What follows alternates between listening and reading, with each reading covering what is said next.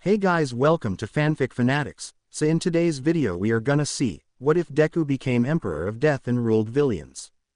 Before starting, make sure to hit that like button and subscribe if you are interested in MHA fanfictions. This story is Emperor of Villians by Big Boy Aizen 125. Now without wasting any more time, let's dive in. Empty. The room is, just like Izuku. He thought it was all hilarious how fate worked for him, cursing him with more sorrow and despair even if life seems to be going all right. He slowly closed his eyes, no longer bothering to care about anything anymore, even if he was in Tartarus. His eyes slowly closed, and so the little light in his eyes faded. The remaining hope that once stood falling. However, he couldn't rest, he really couldn't do anything it seemed. Why haven't you accepted the truth yet, Master? A girl's voice rang through the dark abyss of his mind. He quickly turned around. Well attempted anyway, trying to find the source of the voice but nothing. Sorry Master, but you can't see me, not yet anyway. The voice said from the void of darkness. Where are you? Why call me Master? He called out, slightly frightened at what was happening. I am you, or more specifically, your quirk. His eyes widened slightly, but he didn't believe those words. He was born quirkless and he only had a quirk when he had one for all, but he no longer had it. Do you wonder why I am here now? I will tell you then. All quirks have a form in a person, but they all are just part of them. We are different, I am different. In you, I became your only friend when you didn't have one. I became your family when they neglected you. I became what you wanted. The darkness around him slowly went into itself, racing together to form a body. So quirks have a form in a person, but we can't see them. He asked the forming body, who had opened its eyes, showing a dark green shine that glowed with mischief. Opposite of his once bright green, emerald eyes. Only people who can steal quirks can see them. The voice told him, shocking the poor greenette. All Might didn't tell you everything, did he? The truth about One for All. He has always been a terrible father, but this is a new level. The body formed into a girl with long white glowing hair, dark green mischievous eyes, with a small body with pale but fair skin, or what we would call a loli. The rest of the darkness turned into a dress over her, showing her arms still. She smiled towards Izuku, who looked shocked, but even more angry. But my dad went to work overseas, he said in disbelief, a hint of anger in his voice. The lowly girl just sighed and wrapped her hands around him, making a hug. Sorry Master for finding out this way, but you needed to know. By the way Master, do you want revenge on him? Izuku looked at her shocked, but her smile grew, showing sharp teeth. You Master could rule over the Villians, with my power, your quirk, and get revenge on that bastard who was never there for you, and when he was, only ruined your future. Her words slowly made him even more happy to get rid of his mentor. However, there was still a good part of him, but his quirk would get rid of that. Do you know he wants to give your sister the quirk? No. Well, he does. Silent. That was what Izuku was, so quiet, and yet it was so disturbing to be in. Izuku got up and looked at his quirk. What's your name? He simply asked, no longer stuttering, no longer the old him. I have no name. She yet to name me, but I am you, or a part of you. She told him, and he nodded, then looking down at her, before putting his hand towards her. So allow me to have the power to kill my father and ruin him. Outside of Izuku's mind, that kid must be ruined. Warden, a guard told the warden of Tartarus, who rolled his eyes before someone broke into the room. Sir, the new prisoner escaped. The new arriver, being a guard, shouted at then. What? Impossible. No one can escape from here. The warden said sternly before another guard came in. We found him. He is outside Sector B. Get him then. Yes sir. The warden took a deep breath before looking at the cameras and seeing Izuku, or what he believed to be him. He saw a new person. He had fair skin, yet pale. His eyes were smaller, his face of that of a stern, cold yet charming and kind man, and much more taller than he previously was, the same height of an average man. His hair was no longer a mess of forest green hair, but one of the darkest blacks the warden had ever seen, reaching his shoulders but being in a mess. His prison uniform was ripped in places and stretched out, thanks to his new muscles around and on him. What happened to this kid?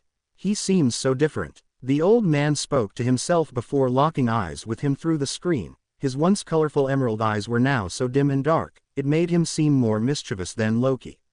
Izuku looked through the camera and scoffed before walking away. However, the footsteps of guards stopped him. "Stop right there, and put your hands up," was what he heard from the guards. "You might want me arrested." His voice made him sound almost noble yet seemed to give off evil intentions. "But you can't ever do it," he finished as they tried to incapacitate him with specially designed guns. "I declare that your attacks shall never hit me." The bullets, before reaching him, darted away from him. "What the hell?" The reaction of the guards and warden was heard, before seeing Izuku speak once more. "Any guard that lay their eyes on me shall perish, that's my law." The warden saw all his men start choking, all in agonizing pain as their lives were taken. A smile appearing on Izuku's face as he looked at the warden. "I can't have any witnesses, now can I?" He spoke out, scaring the warden before hearing his words. "Anyone who has seen what has happened shall forget what has happened here, that is my declaration." And with that he walked away, without a care in the world about anything else. He then disappeared in a cloud of smoke, a quirk of one of the guards. Next day. Location: Japan, Mustafa, Ua, Principal Nezu office. "Thank you everyone for coming," Nezu said to all the teachers and available heroes that could come there. It would appear that Izuku Yagi has got out of prison and there is no evidence on how he did, yet there was around a group of 17 guards found dead outside of Tartarus, all of suffocation. He showed them all pictures of it and they all look horrified at the pictures, some not been able to look at the faces of the men, so broken, terrified, it all seemed too cruel for them to be killed in such a way. Even if Izuku was not a traitor, he is now a murderer, he has officially joined the Villians. So we should go after him, right now. The number 2 hero, Endeavor, told them all with a bored look. "That would be simple if we knew his quirk," Nezu told them all with a sigh, seeing Toshinori's face pale. "His quirk is definitely different to what it once was since the first time we ever saw it," he told them, before hearing a gasp from Midnight. "Wait, this kid escaped from Tartarus," she screamed out, shocked. This of course having an effect on everyone else. Some were shocked, with Midnight, but a fear for Izuku started to build. One kid shouldn't be able to escape Tartarus, especially if they are quirkless. Yet he did it. Toshinori's heart fell at the news. Yes, he escaped Tartarus. The principal told them with a small frown. He killed guards to escape, but the problem is that there is no video evidence either. One kid was able to get out without any evidence at all, we don't have any leads on him. He saw Aizawa get up and gave him a tried sigh. "What is it, Aizawa? I will have to inform my class, he came from class 1A, anyway," he tiredly said to the principal, seeing a nod of approval from the rat and going to his class.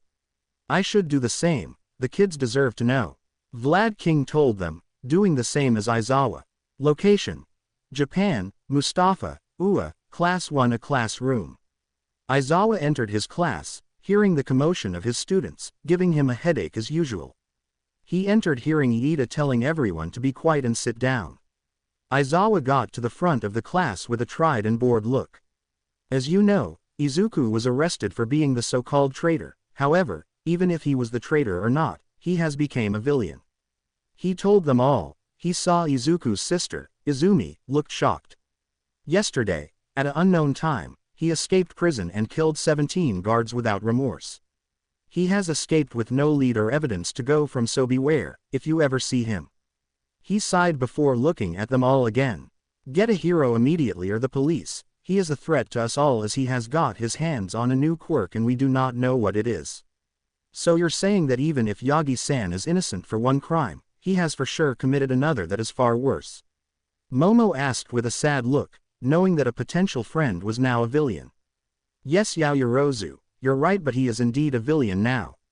He is the enemy you're training to fight," he told them with his usual bored tone but with a bit of comfort for them. "The boy you once knew is probably dead, this is a new person." They all nodded before a phone went off. Aizawa looked at his and picked it up. "Hey Aizawa," his longtime friend, Hazashi or better known as Mike, spoke. "Nezu thinks he found a lead, it's not the best but if it works, we found our man," he told his friend who sighed with annoyance. He looked at his class before heading to the door. "I have to go back to the meeting, Be good while I am gone. Iida, you're in charge. And with that he left the room. Location: Japan, unknown. Tamura. A voice came from a TV monitor, shocking the blue-haired boy and his team. I have news to tell you and your team. The voice spoke out. Yes, sensei. The boy spoke with a raspy voice. What could it be though that is important for you to show me? This. The monitor showed an image of Izuku killing the guards. That guy you see was the same one Himiko had disguised as. What? Said girl screamed out, shocking everyone in the room. No way, that guy is the same person. That guy in the screen looks tough and mean, while the boy looked so innocent and cute. I wanted to cut him so badly. She said in a fangirl way which made a black-haired, scarred everywhere man nudge her. Oh right, cough continue. Anyway, Shigaraki, he is much more powerful now, to the point I experienced a new type of fear. He spoke to them before sounding concerned. And he might just become the next me. What do you mean, sensei? Shigaraki screamed out with concern towards his master's words. What I mean is he can do what I did so long ago, but even better. I would go as far to say that he is more powerful than anyone alive because of his quirk. He told them all, and this time there was identified fear in his voice. Couldn't you easily kill him, sensei?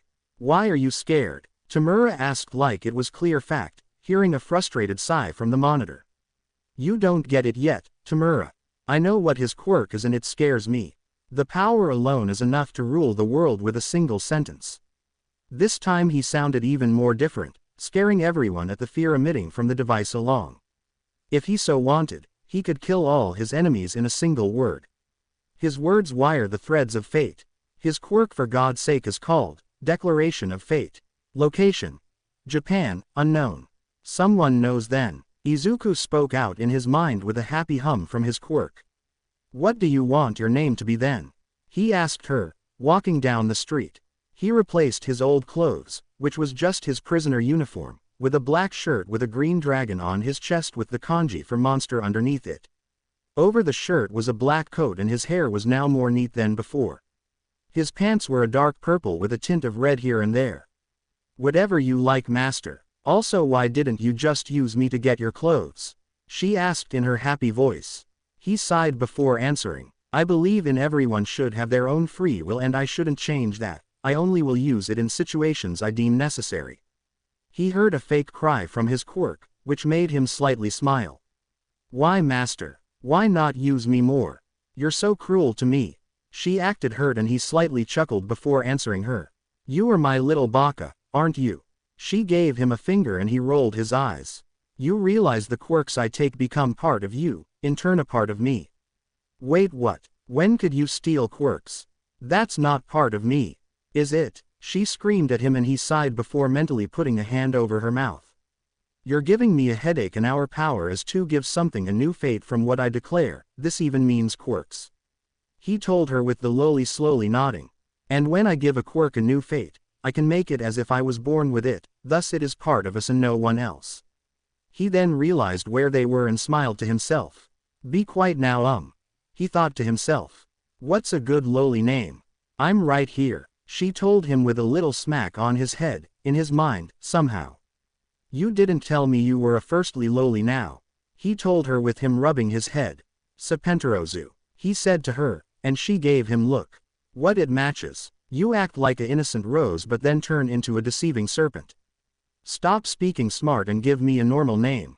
She puffed up her cheeks with an angry lowly glare, making him sigh. What about? It then came to him. Himawari, I have watched all the anime you have, I know what you're doing and fine. She said, while still pouting. Aren't you the one acting like my little sister already? And Himawari is one of the cutest anime little sisters, so I choose it, Izuku said proudly, receiving a punch in his stomach, still somehow. I am only accepting it because of the reason, but you should have gave me it straight away, baka ni. And with that she stopped talking with a confused Izuku. Did my quirk just call me a baka ni? He spoke to himself. He then realized why he was there and smiled again, but his dark side more. Now if I am going to get my revenge, I am going to need some people to help. Let's find the former boss, shall we? Izuku walked into the building slowly, every step echoing through the halls of the secret hideout. These Villians in here are high-ranking, said to have some of the most deadly of this era under a single leader. He thought to himself, if my plan is to work, I need to gain them as my own, not this guy's. Hey, who's that? Some guards asked, seeing Izuku walk towards them slowly. Don't know, but he is stupid for coming here. Another said too, raising his gun and firing at him. His bullet never hit him though, it could never reach. Your accuracy isn't that good, huh? Izuku stated with a smirk, raising his hand, as he simply caught all the bullets. What the fuck? Is he some sort of hero? Never heard of him. Just fucking shoot the cunt. A guard shouted at them, before his head came from a speeding bullet. They looked at Izuku, who simply held more. I do believe these are yours, would you like them back? He asked, with him not getting a response from the shocked men. Well then, it's time for target practice. His smile grew as he launched the rest at them. Inside the underground compound, everyone heard their screams of pain, some bullets even coming through the thick iron door. What's going on? A tall bald man asked his soldiers, who all looked at him with concern. We don't know, boss. I think they all are off. He was stopped by a flying, giant, iron door crashing into the group, killing them all. Sorry for my intrusion. Izuku came in with a smile on his face. But it appears I have killed quite a few of you. He looked around and saw basically no one. Where is everyone? What are you doing here? The bald man demanded Izuku to tell him, with him giving a smile that radiated death, shutting him up. I am here to kill the leader of this Villian organization and take it for myself. He said with a joyful tone, jumping and landing next to the bald man. You wouldn't be my target now, would you? The bald man gulped as he slowly went back. Well, yes, I am the leader. He said in fear. But I can just give it to you. Now why would I believe you, Death Arms? He told him with a dark arua growing around him. You see, your thinking is a bit off. By giving it to me, you hope all your guys come back and then take me down together. He stated his plan, shocking the Villian. Your men only stay loyal because of money and safety from the government. He walked up to him and punched him in the stomach, making him fall to his knees and holding his stomach in pain. All they need to see is how weak you are, and then they need a strong leader. He heard many footsteps as he looked behind him, seeing multiple people. Boss, some minor Villians shouted with Izuku twisted, smiling. Your men are your life. He then smiled before handing a hand. Are you become a voice for me? Someone who will keep his power in only having me above you, like a general of mine. What do you say, Death Arms? He asked him, his dark arua and smile disappearing and turning into a almost peace-like charm. His smile giving off hope, and his arua being so gentle, it would make the worst of the worst become gentle themselves. Death Arms looked at his men, seeing all their faces and then looking at Izuku. You have proven you're strong, but how can you protect them all? He asked in care for his men. My quirk will be the one for that, listen carefully. I am the only one who knows All Might's weakness here. With me leading you all, we can be known as the people who killed All Might. His gentle arua was still the same, but his smile was fading every time he mentioned his deadbeat dad's hero name. The Villian looked down before putting his hand to Izuku. Fine, I accept your terms. He told him, grabbing onto Izuku's hand. But I haven't heard anything about you. Who are you? That will be clear soon, but I am the only man who has escaped Tartarus in one piece. He walked away from Death Arms before pointing to all the dead men, with Death Arms watching carefully. Your emperor needs you still, rise and heal. The shock on everyone's face was like seeing a god rise from the ground, when they saw them all get up with no problem. Death Arms quickly looked at him, stunned. Are you a god or something? He asked him, and Izuku looked back with a smile. I am the personification of what it is to be a Villian. His eyes started to glow a dark green light, his arua growing to that of forming a giant dragon behind him. Dark green scales with almost black eyes standing tall at the height that nearly reached the clouds. Location: Japan, Mustafa, Ua, Principal Nezu office. You mean that he could be in the hands of Villians and not be one himself, Principal? We just told everyone he was a Villian. Vlad King shouted at his boss, who just drank his tea. Yes, and I understand, but looking at Izuku, he is not the person who seems to kill, he only seems to be able to attack when he is driven towards it. I believe someone broke him out and is now keeping him as a hostage. He told everyone at the meeting, looking at them all carefully before looking at two people. All Might and green physics. A beeping sound came from nowhere, making Endeavor look at his special phone that sent crime towards him. Looks like the organization, the Death Armada, are robbing a bank, a few thugs at best. He told everyone, getting and moving towards the door, but being stopped by the number 3 hero, Hawks. Listen here man, this seems to be weird to me. I have dealt with the Death Armada before and this ain't their style, something's not right. He told him with the number 2 hero scoffing. Villians are Villians, they all act the same. They're probably trying something new. However, Nezu stopped him this time. I agree with Hawks here, Endeavor. This crime organization is built open different things, they attack more Villians than anything else, a bank is not how they work. Someone is trying to bait us in, don't listen to their howls, or the wolves will rip you apart. Nezu told him in a stern tone, making the hero more mad. Mike however came in with a concerned look. You might want to check this out. He then showed the live news report. On screen it showed something else than a robbery. It showed the second in command of the Death Armada, Death's mistress. One of the world's most deadliest snipers and assassins, believed to be the best in both. She is a young lady, around her early 20s with fine brown hair that reached her chest. She wore a mask that hid her face, being like a military gas mask. She also wore a copy of a military uniform, modified in areas to make her have more attachments to use with her quirk. She had a slim waist with an average anime chest, said to have an hourglass figure. Listen here carefully, get all the money. His Majesty demands it. She ordered them all with many coming out with bags of money. The Majesty, All Might questioned on what everyone was thinking. Got to be someone powerful to make her call them that. Aizawa noted as well, looking very suspicious though. Open combat isn't her style though, she strikes from the shadows. Whoever this person is, they must be good as their job. Many agreed with him on that. The Villians detonated a detonator when everyone was finished, the bank becoming a large green fire that was seen from all of Mustafa. They all got away with no hero being able to get there on time. Sir, there is a new Villian and has now got the mistress on their side. She would never be that loyal unless she had the utmost respect or loyalty towards the person. Nezu also found perplexing. Death's mistress was once a top government assassin before being a Villian. She already knew her targets and how to get to them easily. Whoever it is, I think this act of terrorism is only the beginning of what they have planned. Nezu told them all, sacred about the future and what is going to happen. Command System, Emperor of Death, Izuku Yagi. Not being the leader of Death Armada, still belonging to the previous owner to gain favor of the organization and of the command system, Izuku allows the previous leader control. Izuku though holds ultimate power, which does make him leader, he doesn't stay long and does leave for the old leader to still be in charge. Izuku is held as the true leader and the title Emperor of Death was given after how close the members noticed that Izuku and Mayhad become. Quirk is believed to be no by All for One, but it has grown with Izuku and has become even stronger than what All for One thinks. His quirk grows with him because of how Himawari, the quirk's name given by Izuku, ages with him and because she is a unique feature of the quirk itself. Leader kinda a puppet, Death Arms, Hanzo Andedo.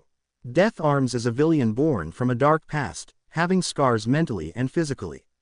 He is more of a puppet leader, but in the end, still holds his power from Izuku, who rarely does anything to change it. In appearance he is a tall man, being called a giant sometimes. His muscles are very clear with him only wearing ripped clothes on his upper body, usually a ripped jacket only. For being brute-like in appearance, he is actually a soft person when it comes to his men, and only 2 men can make him fear them, this being All for One and Izuku. He is also quite intelligent with him picking all his men carefully.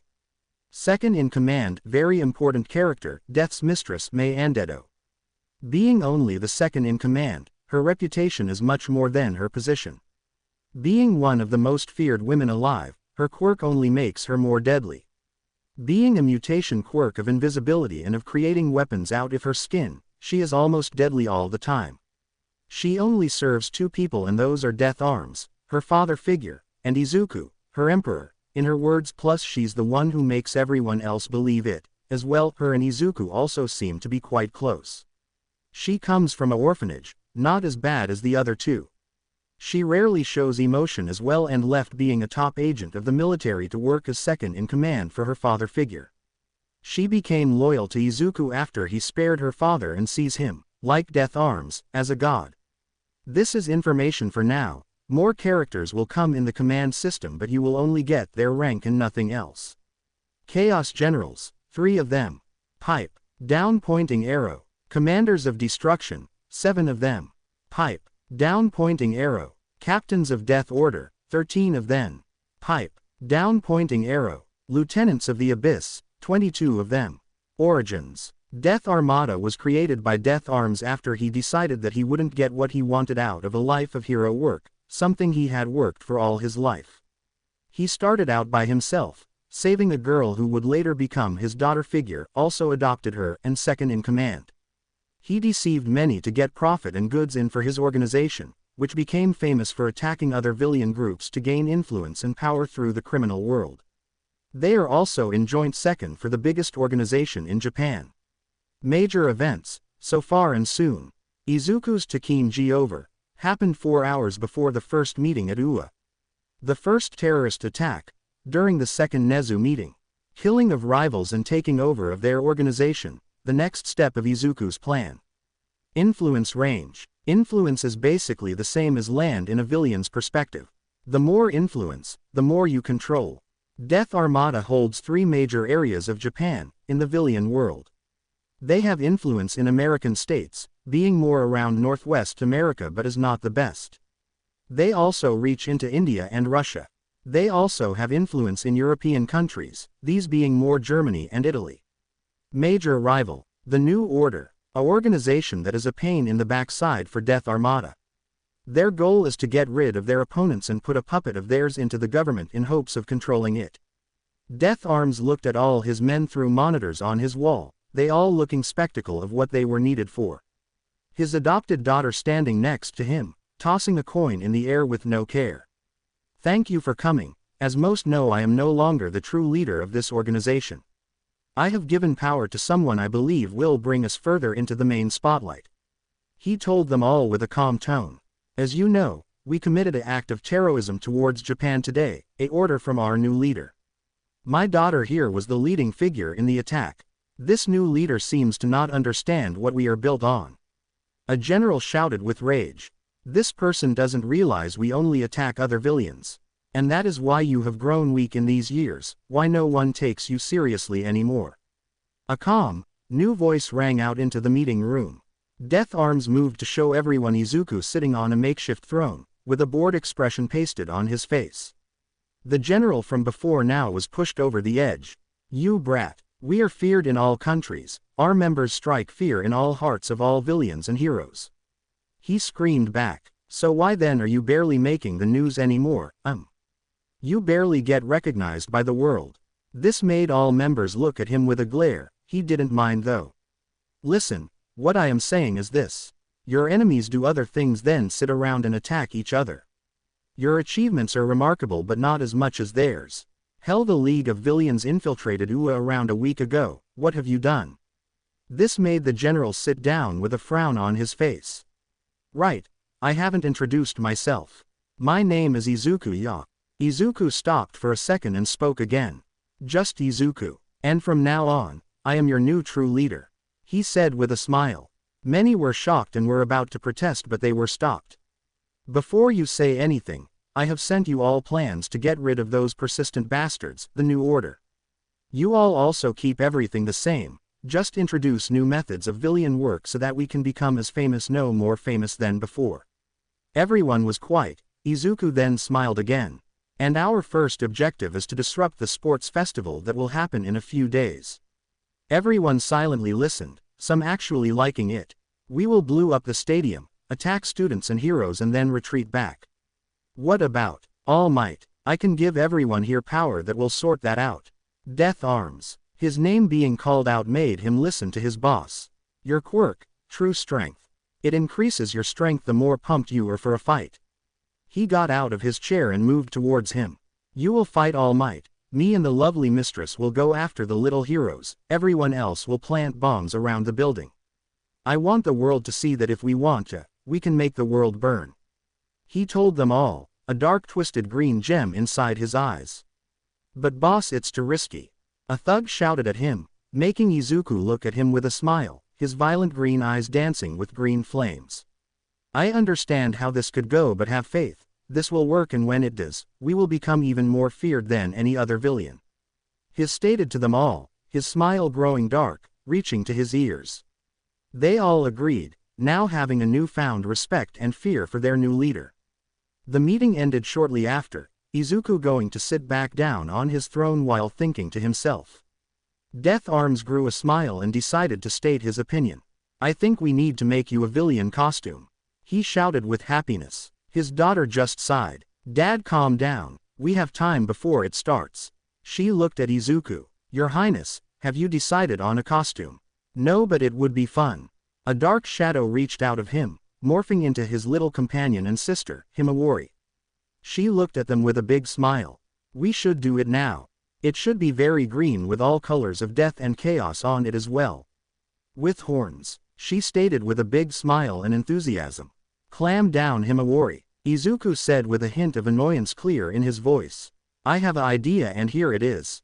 Few days later. Location: Japan, Mustafa, UA Sports Festival. Welcome everyone to this year's sports festival. The very loud hero, present Mike screamed to the crowd at home and there watching. Let us introduce the classes of UA. Cheers followed after he spoke. Too damn loud, let me sleep. His best friend told him, trying to get some sleep. Oh come on Earzer, get some energy in your system, yeah. The hero screamed out again.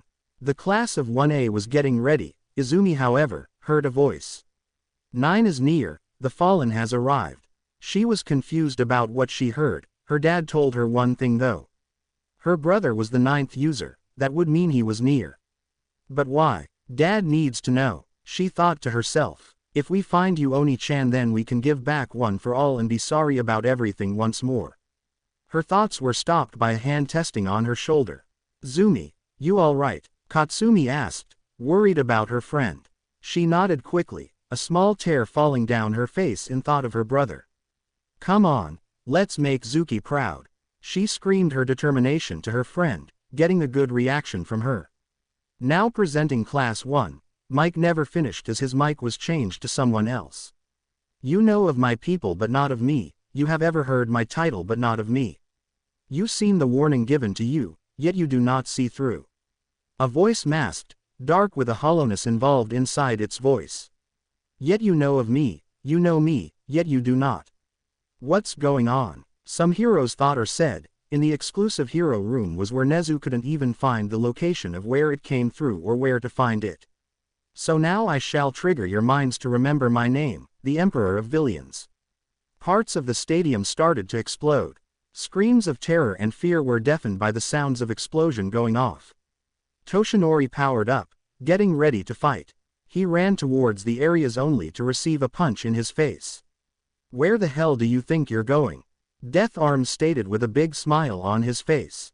The punch sent All Might through 4 walls, while also crashing a lot of the area. Death Arms, the hero called out surprised. He was shocked to see someone from the old days here. Right in the flesh, All Might. Have you missed me that much? His muscles slightly twitched. You won't beat me, not with your quirk, as His Majesty amplified my power. He released a huge scream. Far ahead of yours. Kids, this way, Midnight told the students, trying to get them out safely until hearing the sound of a gun behind her head. You're not going anywhere. Death's mistress told her with a serious tone. Sensei. Some called out but were all silenced by the sound of footsteps, all stopping their very breathing. Good job. The voice the same from the monitor, making some have a feeling of terror run through them. Mistress. The source of the voice was finally seen to them all. A man with long, dark raven hair that reaches his shoulders, having a mask that represented a dragon but piecing, dark glowing green eyes shining through it. He was around average height but his muscles were clear through his clothes.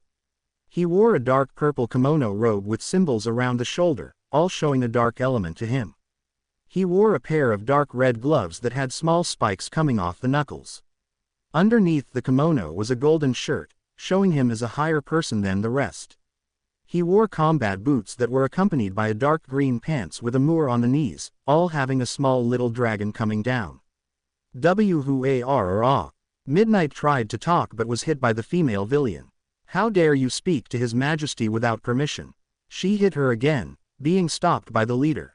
Hush, dear mistress, they have yet to see my full terror.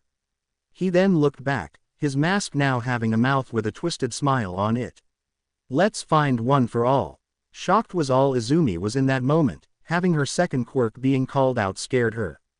The Villian looked carefully, catching a punch from an angry, ash-blonde boy. You're piece of shit, you're not better than. He was silenced when his gaze met the Villian's. It was almost like he was in a completely different world. A dark lingering void was around them with twisted, demonic sounds screeching past his ears. Does the angry dog want a bone? The Villian asked mockingly. It's over there. He pointed to an area before Bakugo went flying out of his hands. Damn it, Izumi thought, trying to scold her friend before feeling a almost devilish gaze on her. You don't think I don't know about you, daughter of All Might. Hearing that being called out frightened Izumi to her very core. She saw his finger pointing to her and feeling the gaze of all her friends, classmates and others at her. His Majesty called you out, girl. Start moving or say goodbye to your teacher. Midnight now had the gun on her head, a small tear falling from her eyes. However, a scarf of some kind wrapped around Death's mistress' hand. So the dad of Class 1A arrives. The leader of the Villians called out, a sinister glint in his voice. And more heroes, now this should be fun. Hello heroes, I haven't introduced myself yet, have I? The Villian asked with a hint of joy in his voice. My name is Fate, he told them with a simple tone, still a chilling aspect of his dark hollow voice. Fate, you're under arrest. Green Physics told him, only getting a chuckle from him. You don't scare me, hero that couldn't save her own son. His hand was grabbed by her through telekinesis. Sorry, horrible mother of the year. A sudden dark and terrifying bloodlust was unleashed by the Villian, sending everyone into a state of panic. Before Green Physics could do anything, her hand was shot by Death's mistress. Looks like I will leave you two to fight. Fate told them with a dark voice. Put her in hospital, dear mistress, but make sure she can't be a hero ever again. A message to him, he said with venom in his voice, which the female Villian nodded quickly. A crash was heard with Death Arms smiling happily above All Might. See Fate, I could beat him with the new power, he said, then getting a punch from the hero. Fate just slowly shook his head before snapping his fingers. All Might feel in pain as his scar burned with unrelenting pain. Death Arms, your pride gets in the way most of the time. I will deal with him from now on, your fight is with them all. He pointed towards the heroes before his hand was covered in a white cloth. You're not going anywhere, Earserhead told him before getting a chuckle from Fate.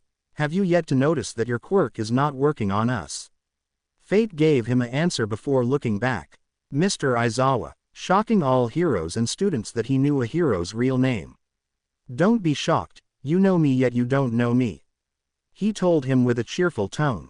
Just who are you behind that mask? A hero shouted at him with a chuckle from the black-haired Villian. Idiot, idiot, idiot. The answer is in front of you and yet you ask for me tell you. He disappeared and reappeared in front of the hero with a dark green energy coming off him.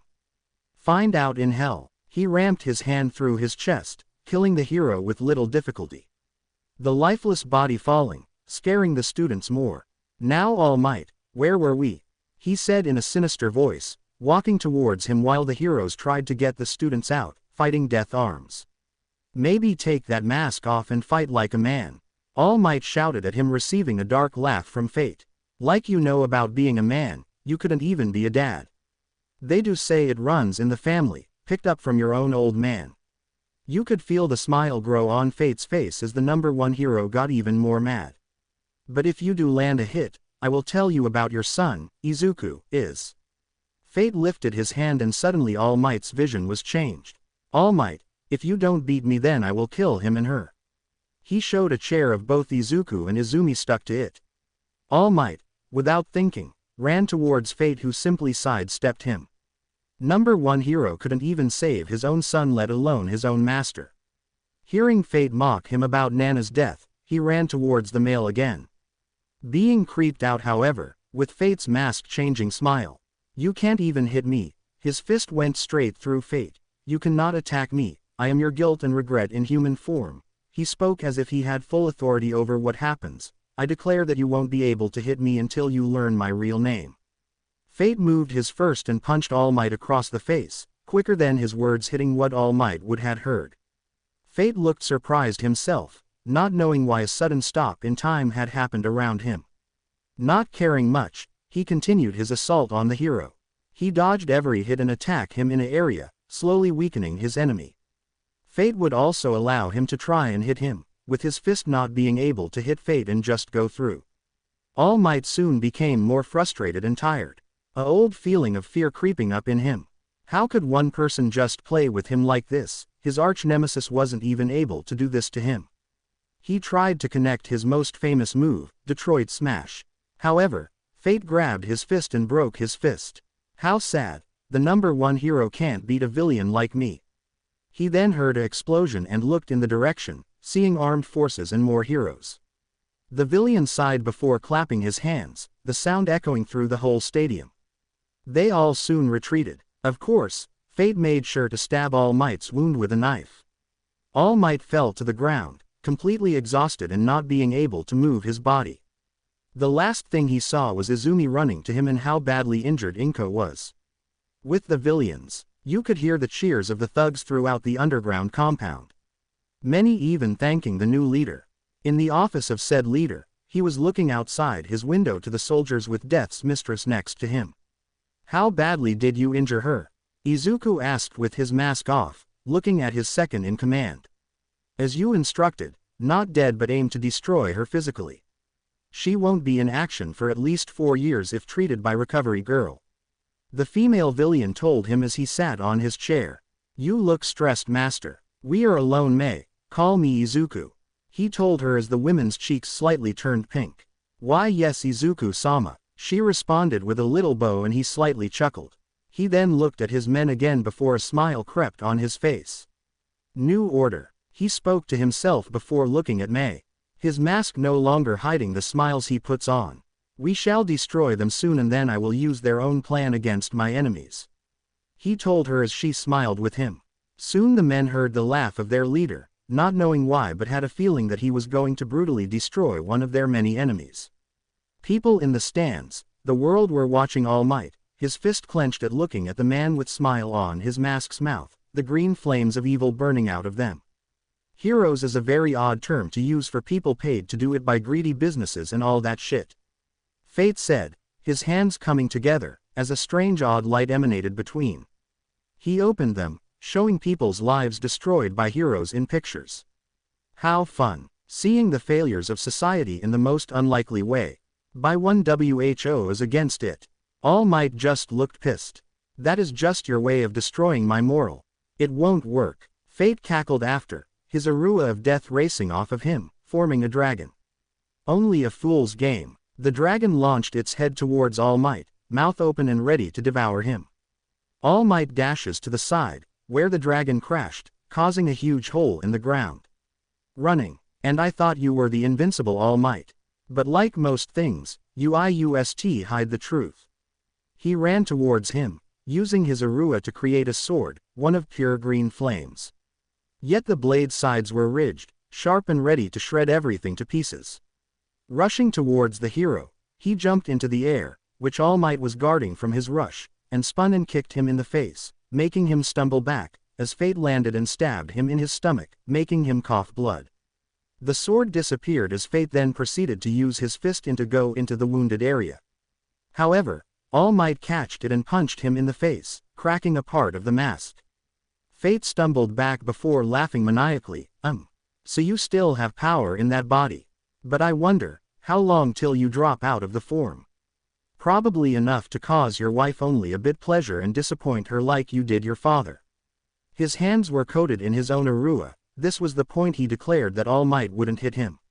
He first punched him in the stomach again, then uppercutted him, jumping into the air while doing so, before using his foot to hook his head and slams it into the ground, causing cracks to form in the ground. "Dad!" Izumi yelled, trying to get over before a figure jumped into the way. Sorry girlie, but the Emperor is fighting at the moment. He kicked her into the wall. He had a white mask on, his one resembling a frown instead of the smile Fate's has. He had a white kimono on, having black pants on and his swords by his back.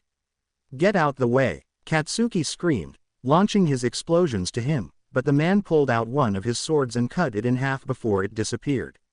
What? Everyone else's, who didn't know, reaction. My quirk is connected to swords. It allows me to cut through any other quirk, no matter what it is. I am my Emperor's sadness. I am unwanted fate, or call me Alpha. The Todoroki twins didn't care and went for an attack, a fire and ice combination. However, he cut through them and ran towards them. I am usually what you least want. He proceeded to appear right in front of them, and punch them both in the stomach. After doing so, Black flipped over Katsumi, and then dropkicked her into a wall.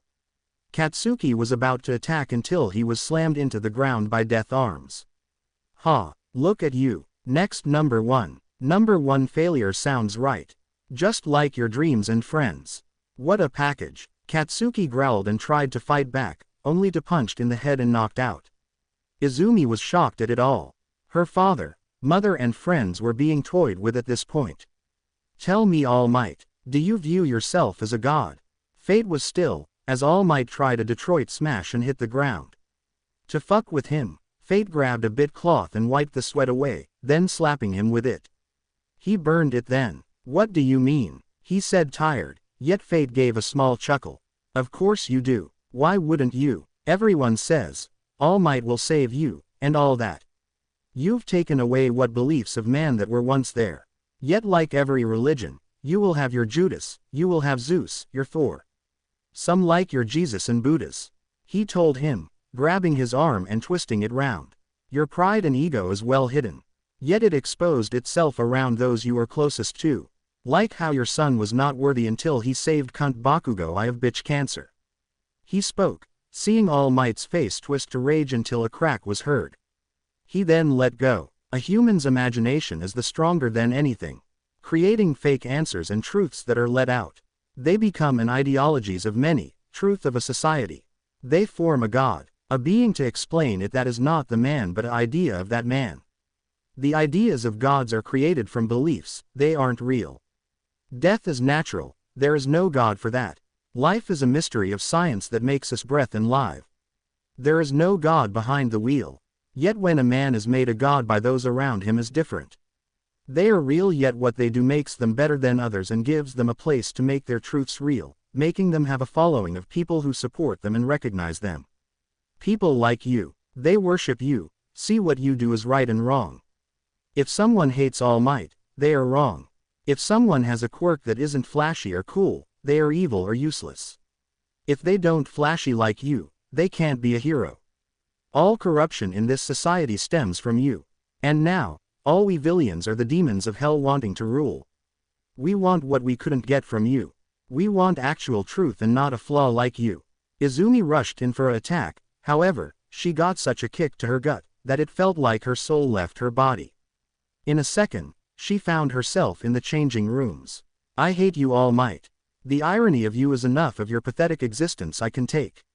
The pain you have inflicted on me is something more than you have to anyone else. All Might was confused, but his jaw was smashed to the ground by Fate. He then placed his hand over his good side and gave him a smile that made the devil quiver. Every part of my pain I have ever felt shall go to you. The scream All Might let out scared everyone in the place, except Fate. Somehow, the smile on his mask was cracking due to the huge smile on his face. Fate was about to crush all the organs, but more heroes arrived in the army. He sighed that his fun was over. But he clapped his hands and they were gone. Why does the boss want this again? Asked a New Order thug, asking his team. New Order's uniform consists of them wearing a full suit of white, a hood over their head and a mask that resembles a knight's mask. That so-called emperor, he is said to be some sort of god or something. The muscle or one of the group spoke to them. The smallest just sighed. I believe it. He played with All Might like it was nothing. Imagine what he could do to all of us. He spoke to them, getting the back of head hit by the female member. There's no way that man could beat the New Order, especially the boss. You would have to be in charge of Fate to do that. She boosted before they heard a few steps coming from the dark tunnel near them. The darkness moving with the being that walked. A dark green glow was seen as a large amount of gas spread around. Sorry, a sing-song voice spoke to them. But my master wants that, so it's his now. The gas turned purple as the screams of thugs of gasping or choking were heard. Once all were gone, a man came out. His hair was a dusty blue that reached the back of his neck. His eyes were small and having sharp edges to them, with a green glow similar to Izuku's eyes. His face having a permanent smile placed.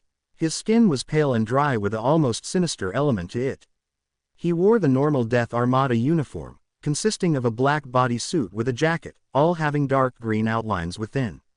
His did change. His jacket was torn up and the sleeves of his it were missing with parts of his uniform in ruins. He walked over to the unique small blue orb on the ground. This is toxin to master.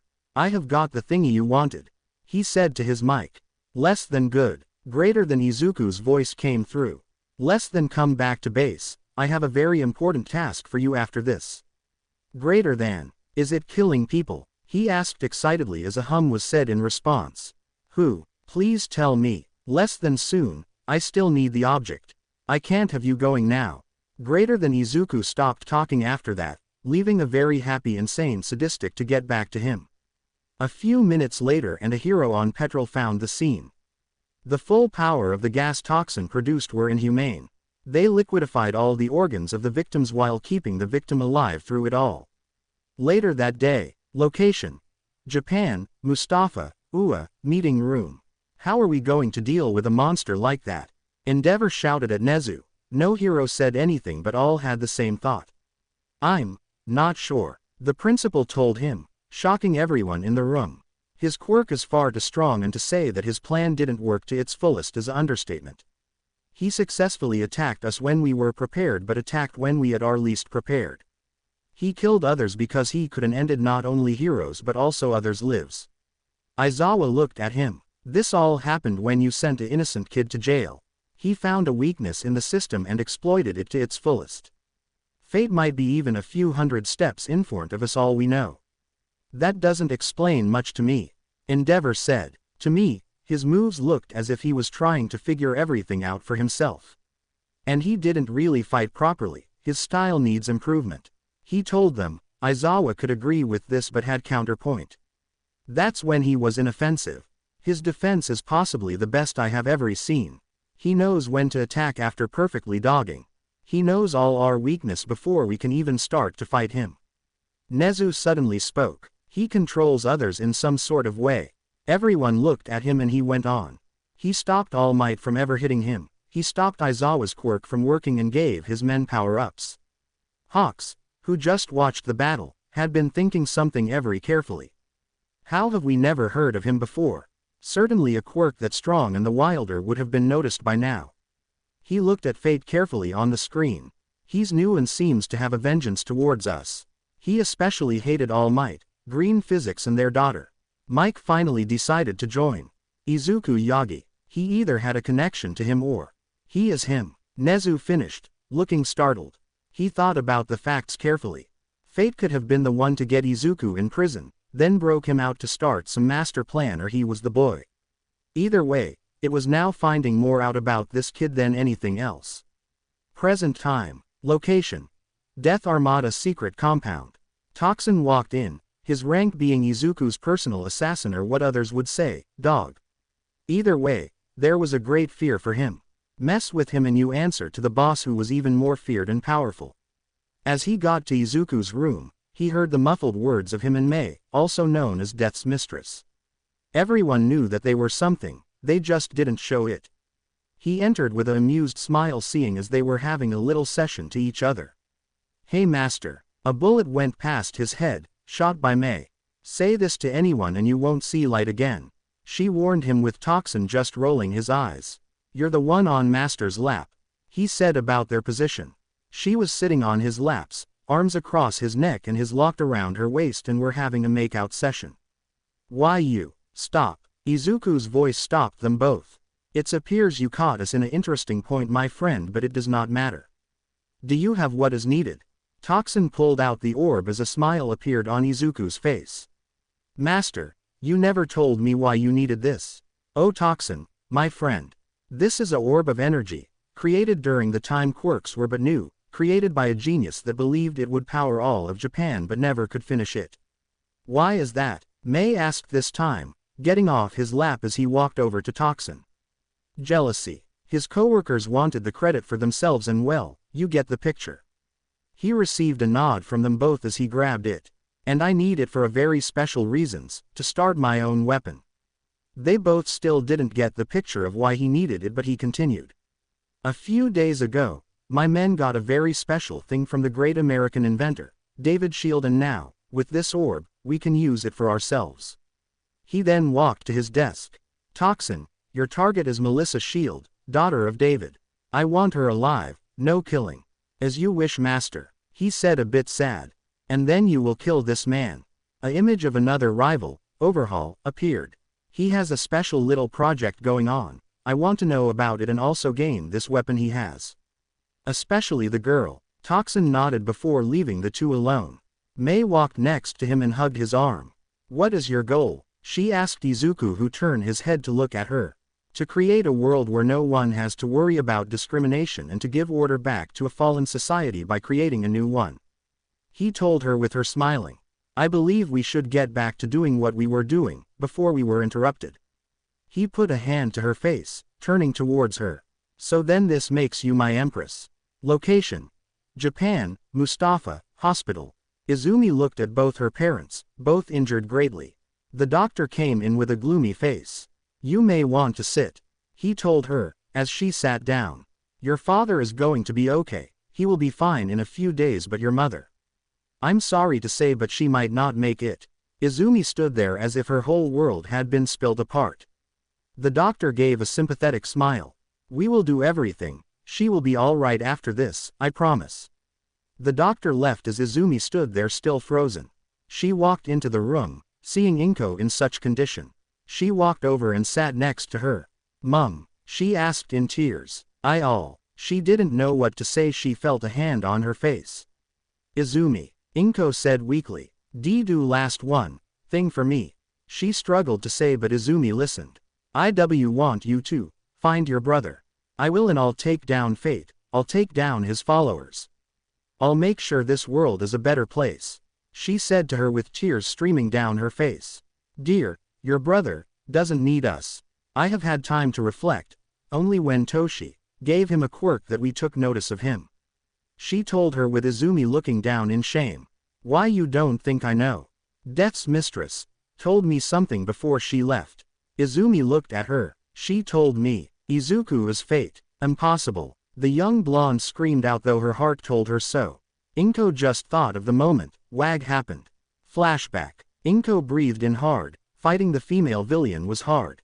Is that all? She mocked her. I thought the women who can keep All Might a good time would have more stamina, or is it just show? Keep my family out of this. Cursed Inko at her, but before she could do anything, she felt her knee be blown out. You should be careful, you shouldn't let your guard down. She told her as she walked closer. I have killed much more powerful people than you. You are but a leech on All Might who bears his children. Inko got mad but felt her other knee blown out.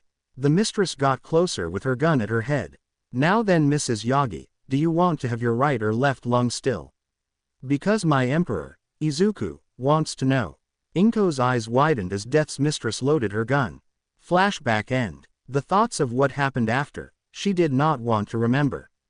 But what she told to her daughter was to keep her daughter's spirit up, a lie. Location: unknown. Please, I won't do anything.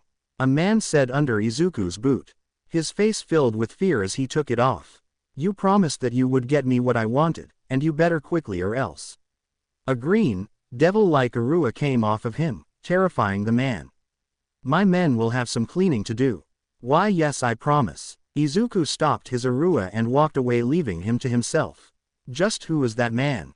He suddenly lifted in the air, Izuku rising an arm. I don't remember telling you that speaking was still a thing you could do. You have your orders. Leave, because there are so many more men out there who could do the same thing. He released and disappeared into smoke, his men grabbing the man and throwing him out. Don't mess with the boss in any way, one guard said. You tried to trick him and he let you off. The last guy the first remember doing that was dead when I saw him again. His guts were all over the place. The man ran off, knowing he had to get Wag he wanted to else he will die.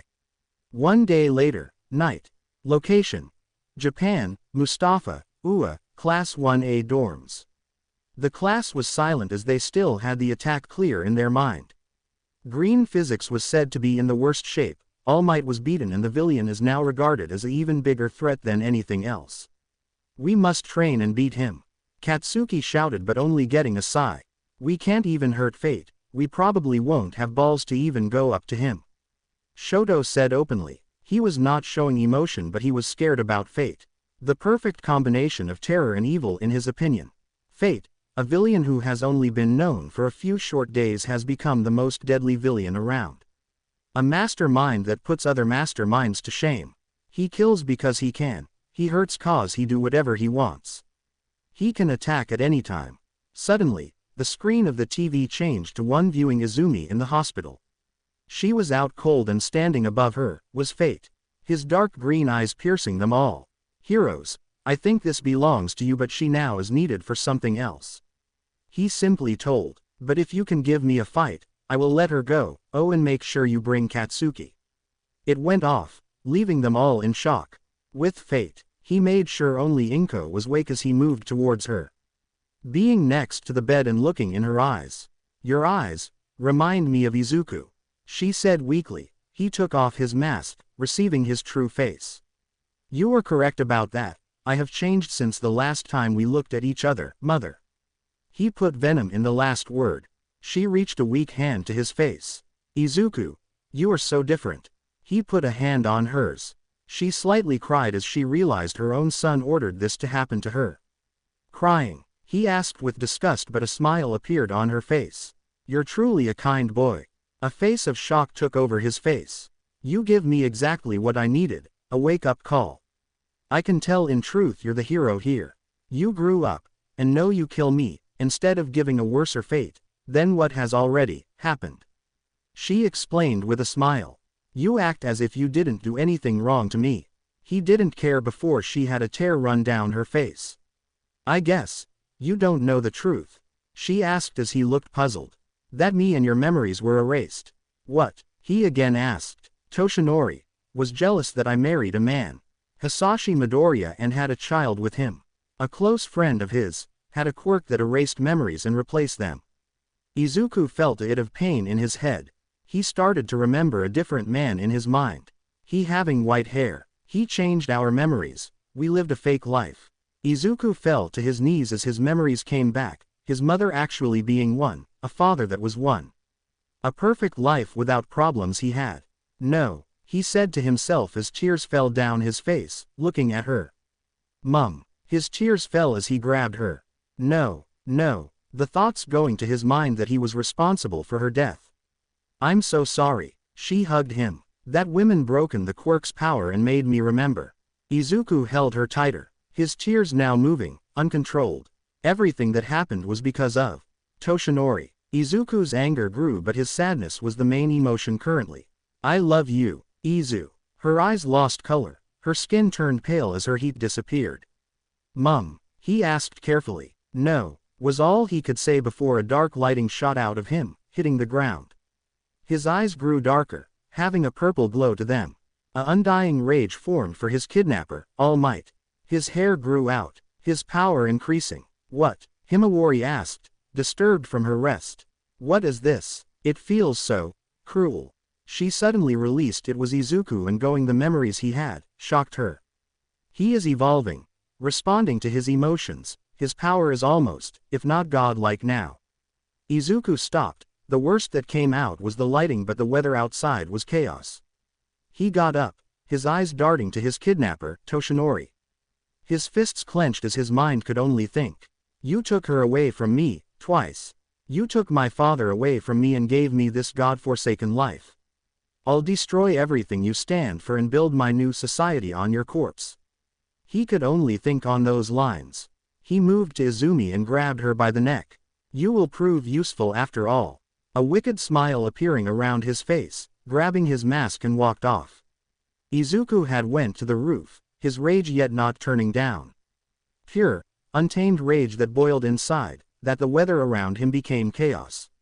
Winds destroying parts of roofs, the skies even darker than before. The air harder to breathe in a raging storm over Mustafa. His eyes, now having a purple glow, watched the city with a new disdain. Near him, the body of Izumi laid. Izuku still needed to vent out his anger, and he had got a whole class to come at him. A part of him just wanting to end Izumi, but he knew that it would be no fun if he did. He would make sure his kidnapper would suffer, that the greatest will fall. Izuku's hair also grew to be under his shoulders, it now also having purple highlights. He also wanted to test his new power he had gained, a bit of excitement. He heard footsteps and turned around, key to note he had his mask on. His mask having a smile with his new eyes having a presence from hell itself. Hello heroes. His voice was not the same though. Such hatred came through it, but also pain, pain for his lost mother. Give her back and come in quietly. Iida shouted at him, but the eyes of fate, shutting him up. Iida Tenya, has that ever worked? Fate asked sarcastically before raising his hand. Now you can attack me first, but if you fail to impress me, well. He moved his hand to an apartment block. They all die. We didn't agree to that. Katsuki shouted at him. Fate sighed, moving his hands to the sky. He just wanted to play with them now. I do what I want, when I want. He now seemed to start singing, his new insanity kicking in. I kill cause it give me pleasure. He seemed to spin as the ground started to glow. I have murdered so many and yet it is too late for empathy. He did a spin and now in pose, like he was looking at something in his hand in the sky, the moon being in it. I dream so high, I live to fight, so I give a choice. For you to D. He stopped and looked at them before bowing. I believe you know who I am, but I don't know you, or at least, properly. Let's start with introductions before your inevitable demise. Before he could continue, Katsuki tried to hit him, missing completely as he nearly fell off the building. When he tried to his balance back, he felt a pair of hands of his shoulders. How far will you go to beat me? Because you're only going down. He pushed him off, before speaking. I declare Katsuki Bakugo's quirk to be useless.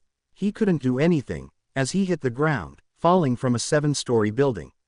The others were in shock and disbelief, their friend could be dead now. He died, big whoops. If you knew him like I did, then you would want to do that yourself. He told them, with his mask giving off the death smile it always had. Mina threw acid at him, but it didn't even reach him. She looked shocked as everyone heard the Villians laugh. Ha! Ha! Ha ha! He slowly let out his laugh, before fully realizing it. The sense of death, fear and agony all felt at once. Anyone who heard were only given the picture of the devil. Fate pointed to her. You were too afraid to even hurt me. I had nothing to do with it. The smile he had on his face only reinforced his laugh's power, even though it could not be seen. No, it's. Mina tried to speak, but the laugh stopped. Admit it, girl, you are afraid of me. I can offer you a choice though. Leave and I'll let you live, as well as anyone who goes with her. The amusement was clear, he was toying with them and mocking them. Some definitely wanted to go. He was right, he was their fears. They couldn't confront him because he wasn't just their fear alone. Fate represented fear altogether, he was the world's fear. No, Shoto told him, determination in his voice. You have done too much to us and society itself, beating you here will save many lives. He tried to motivate the others, but he wasn't the best at it, so just hoped it worked. Fate seemed amused by this and chuckled to it all. Yes, be the hero.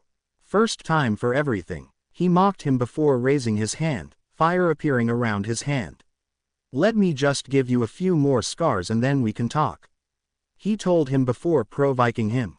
Because daddy won't be here to punish you and big brother will be cremated by his own quirk. Shoto shot forward fire at him, while his sister threw ice at him. They both only going past him. Talk about periods. Only one of you should have it though. Shoto, have you lied to everyone about your gender? Shut up. You are just another dumbass Villian. Shoto and Katsumi screamed at him and Fate just rolled his eyes. How could it get even worse? Okay, Mrs. Terrorist and Mr. Candy Cane, but I am not another dumbass Villian. I could kill everyone you love in a second. He pointed towards a building where Mitsuki Bakugo entered. Katsumi's face fell. I did lose mine, so I can just take yours and make you feel my pain. He saw the others look horrified and he smiled under his mask. A sense of happiness coming over him. He walked towards them and spoke. Don't forget that if you can't beat me or give me a challenge, that I will murder all those people as well. He then snapped his fingers. Appeared several members of the Death Armada. Please, don't tell me that you thought I didn't bring my own security. He mockingly asked before few went off. A few went over to Mitsuki, kidnapping her. The class were not well off. They were beaten to a pulp by the thugs who all seemed to have a high level of loyalty towards their emperor. They didn't kill them, orders from their leader, but to hurt them physically and mentally. Fate left with Izumi, after destroying the apartment block, winning another battle. This time, he won against some personal demons as well. Soon Izuku's true plan would take effect and the start of the first national Villian Empire will be born. Set months after the events at the hospital. Fate is gone quiet, keeping to the shadows so that his plan is set. His plan to take over Japan.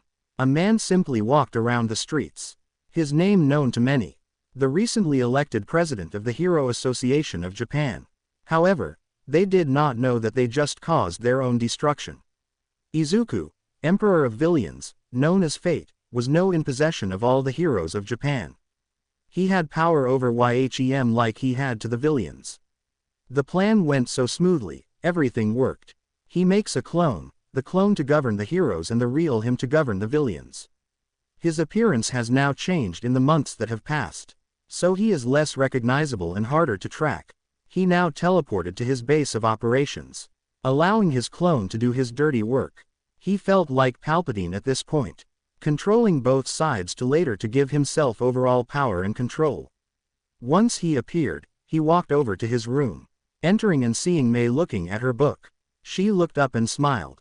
Hello President, she said teasingly. He rolled his eyes. Yar Mei-chan, always new names, he said with a smile. Lately, Izuku stopped being an opposing figure to his men and started being light-hearted. All to make sure that they would be more loyal. He didn't trust anyone but Mei, Death's mistress. With this, they follow him with pure loyalty. He gave everything they needed to live and survive. To them, he was their god. Can't help it, your Maj. A hand appeared on her mouth. Izuku looked into her eyes. To you, it's Izuku. My empress. He smiled to her, but he needed to focus on his enemy. With the clone. Good morning sir, and it's time for your first day on the job. The secretary told him. He only smiled and rubbed the back of his head. It was hard to make a different personality, but he did eventually. Thanks, he replied. She gestured for him to follow and he did. They both went into the main office, his office. Here you are, President Midoriya.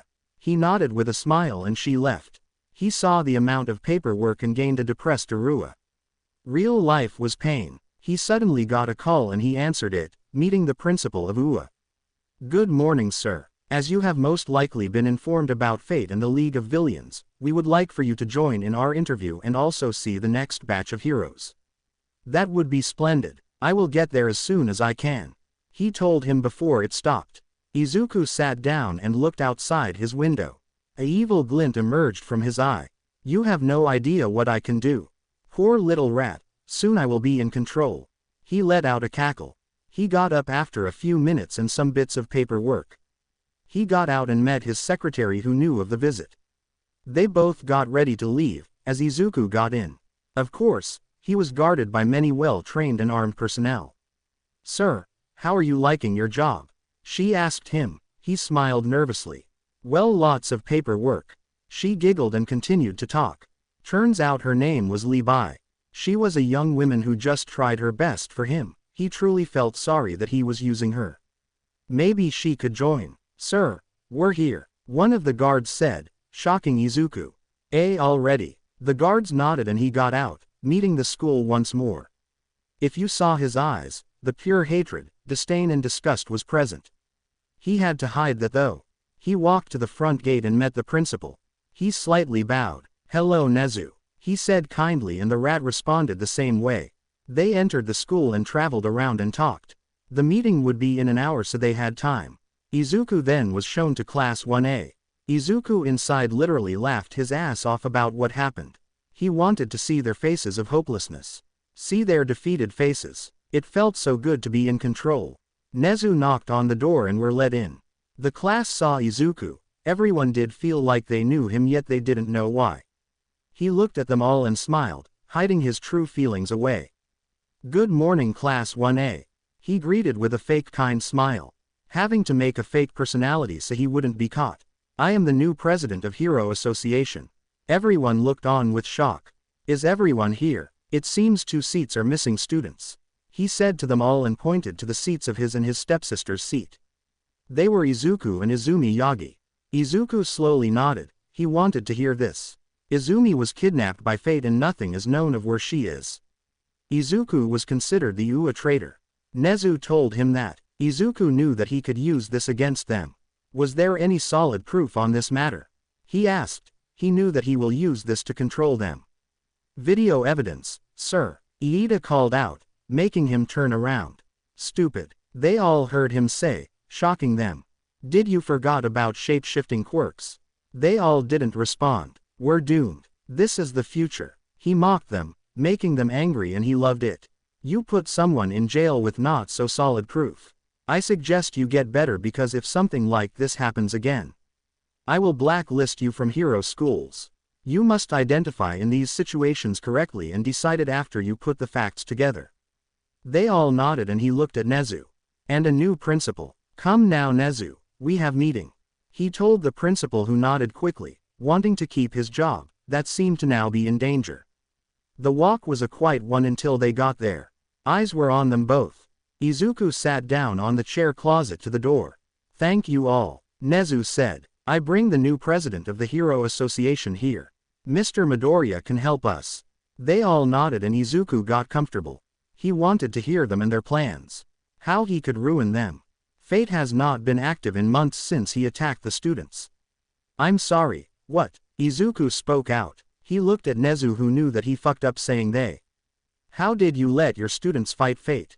He took All Might easily, and you think that class can do it with their limited brain capacity? Move on." "But this is going on list of failures of Ua, Nezu." Hawks decided to speak. "The inventor David Shield with his daughter, Melissa Shield, have disappeared. We believe it to link it to him." Izuku nodded. Toxin was still after overhaul. He was elusive. He only wanted the girl, however. She would be useful. A quirk of hers made her into something that would later be his successor. Fate also killed Inko, All Might said, getting a reaction from Izuku. "You don't think I know the truth, All Might?" Izuku spoke out, glaring at him. "You're nothing more than a Villian. Another word and I will make it public knowledge and you arrested." He shut up after that. He got up and started to walk out. "This was a complete waste of time, Nezu. All I have got is failures. No wonder why he is so successful." He walked out, making the others realize what he meant. Fate knew how they worked, their failures, and how to exploit them. He was ahead all time because of this. Toxin. The said man jumped as he saw a mist version of his master appear. His face was covered with total darkness and barely any of him was visible. "Master." He bowed to Izuku, who looked down to him. "I have located what you seek. Shall I destroy?" He asked with pure joy. The shadow just walked behind him. "Kill all but the girl. I have use for her," he told him. Toxin seemed ready and without a second thought or word. He rushed towards the Yakasa base. Full intent to destroy, massacre and torture them all. The bloodbath begins. If to say that Sir Night-Eye didn't see this was partly true. He did find evidence of the conversation, yet he could not determine whose voice it belonged to. He speculated that it was Fate's, and if so, his return. This Toxin needed to be captured because of the connection to Fate. But the heroes would be too late.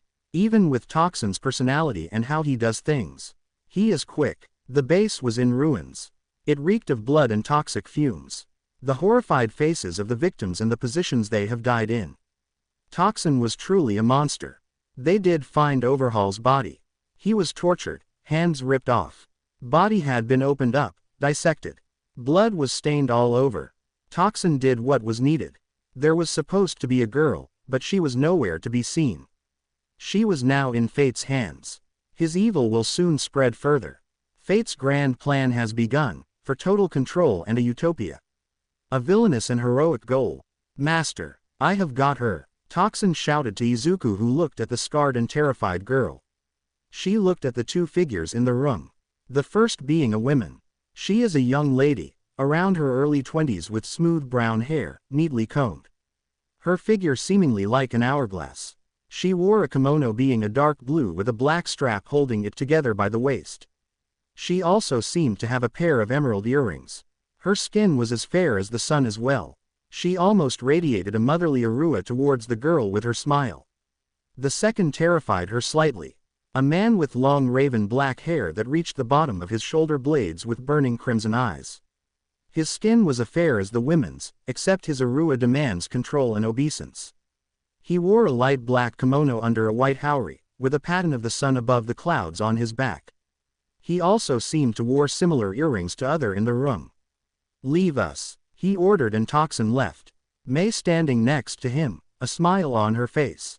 Do not be afraid, I'm not going to hurt you, he gently said as he got on one knee. She took steps back. Mei went forward and picked her up. She was shaking in terror. Don't worry please, Mummy is here, she gently told her, stroking her hair as Izuku wondered if they agreed on being her parents.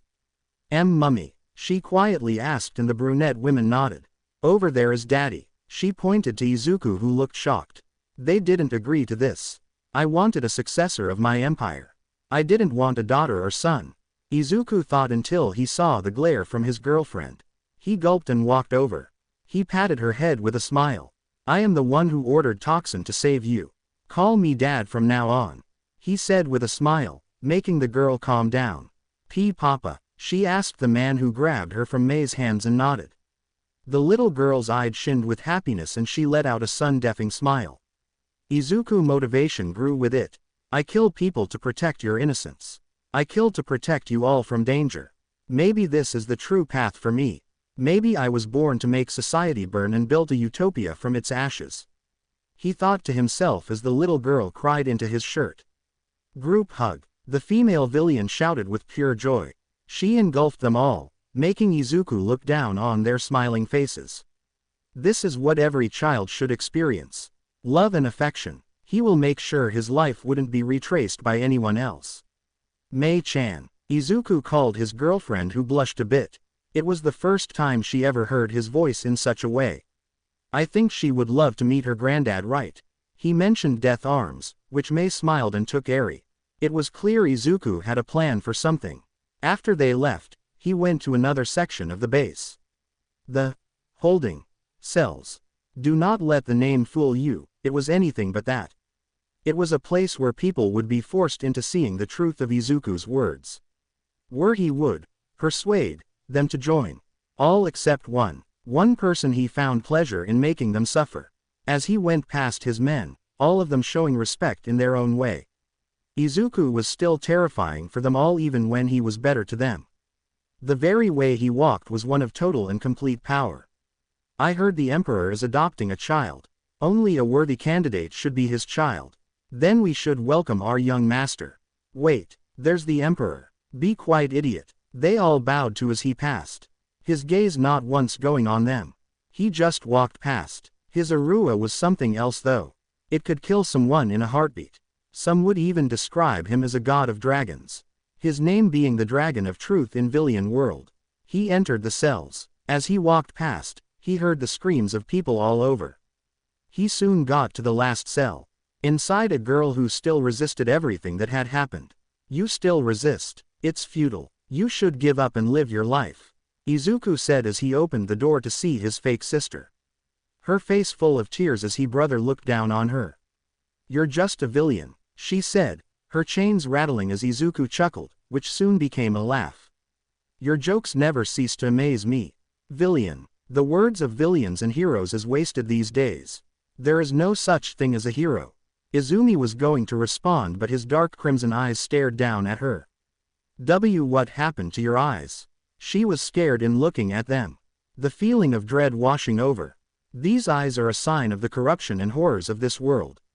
One day, you will learn from your once perfect life. He stared to walk out, but a twisted smile came across his face. "Let me show you a Villian." He clicked his fingers as the lights came on. Her eyes widened at who she saw. She saw a ant. Move to the south. Defend it. His neck was snapped by falling debris as the roof shook from the battle that was happening. The Death Armada launching a surprise attack on New Order. They didn't have time to prepare as they attacked. Now the streets are covered in pools of blood. New Order thugs were easily taken out by Death Armada's forces, organized to counter them perfectly. It was a massacre, with only New Order suffering casualties. Why aren't they going down? It's that so-called Emperor's doing. I thought his quirk was to control people's actions with telekinesis.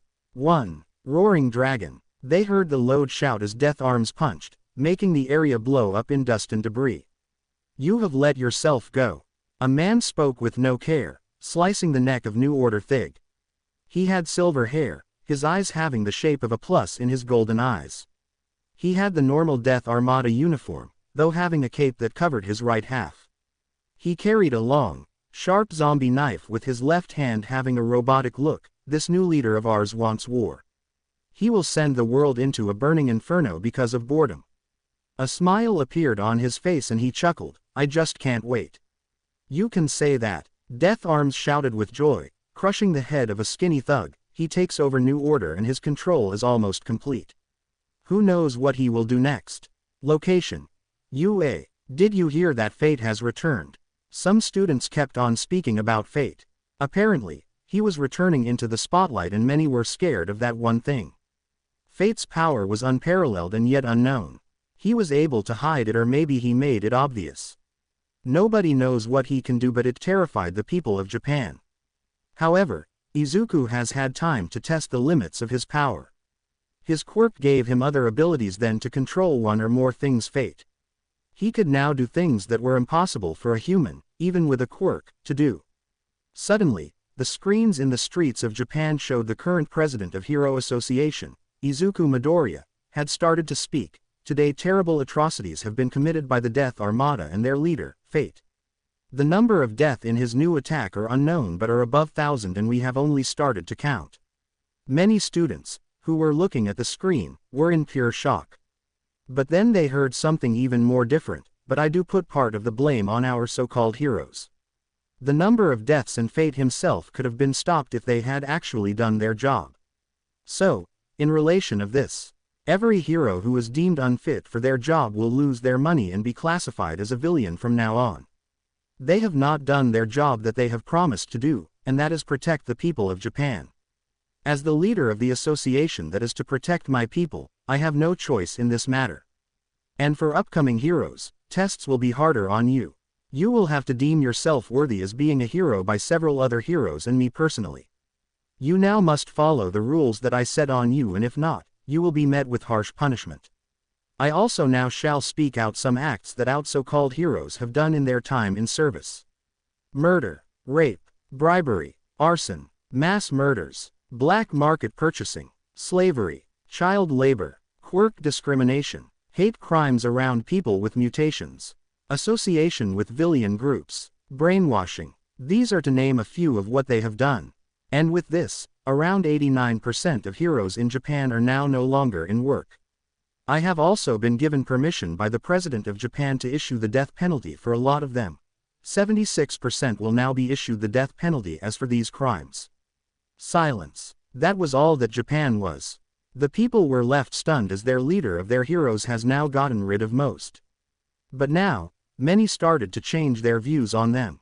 Suddenly, most heroes were now being called names like pretenders and murders. The Villians, who were shocked themselves, especially Love, were in complete shock. Their leader Tamura Shigaraki was more shocked than anyone. His plan was to get rid of heroes, yet the president of the Hero Association did his job. In a weird way, crime died down. The next report from Izuku actually said that most villains were wrongfully accused and were to be led back into society. Hell, the world was shocked. So many heroes from other countries were scared that if Izuku's example was to spread, the number would decrease. He also funded the Villian Rehabilitation Program, which people who were accused for being villains and weren't, would go through this and then let back with $25,000. They would also be given a job opportunity to work for Izuku's personal hero breakers, a group designed to get rid of fakes. Leader of the organization, Stain. Of course, out of public eyes. Vigilantes were actually counted as heroes as Izuku claimed that true heroes aren't government pawns. But the one who was most pleased was Izuku. His plan, to destroy society and rebuild it, was working. Now, he had full control over the heroes and now with this, could run for president of Japan and claim the title. He would have full control over Japan and then, he would start on the world. Many people of the public started to speak up that Izuku was one of the true heroes that has been around. People like Endeavor were able to get away but not for long. Izuku had a plan for them. And Stain was given the task of finding dirt on him, giving it to Izuku so he could publicly condemn AMD, shame him, and then send the hero breakers to deal with him.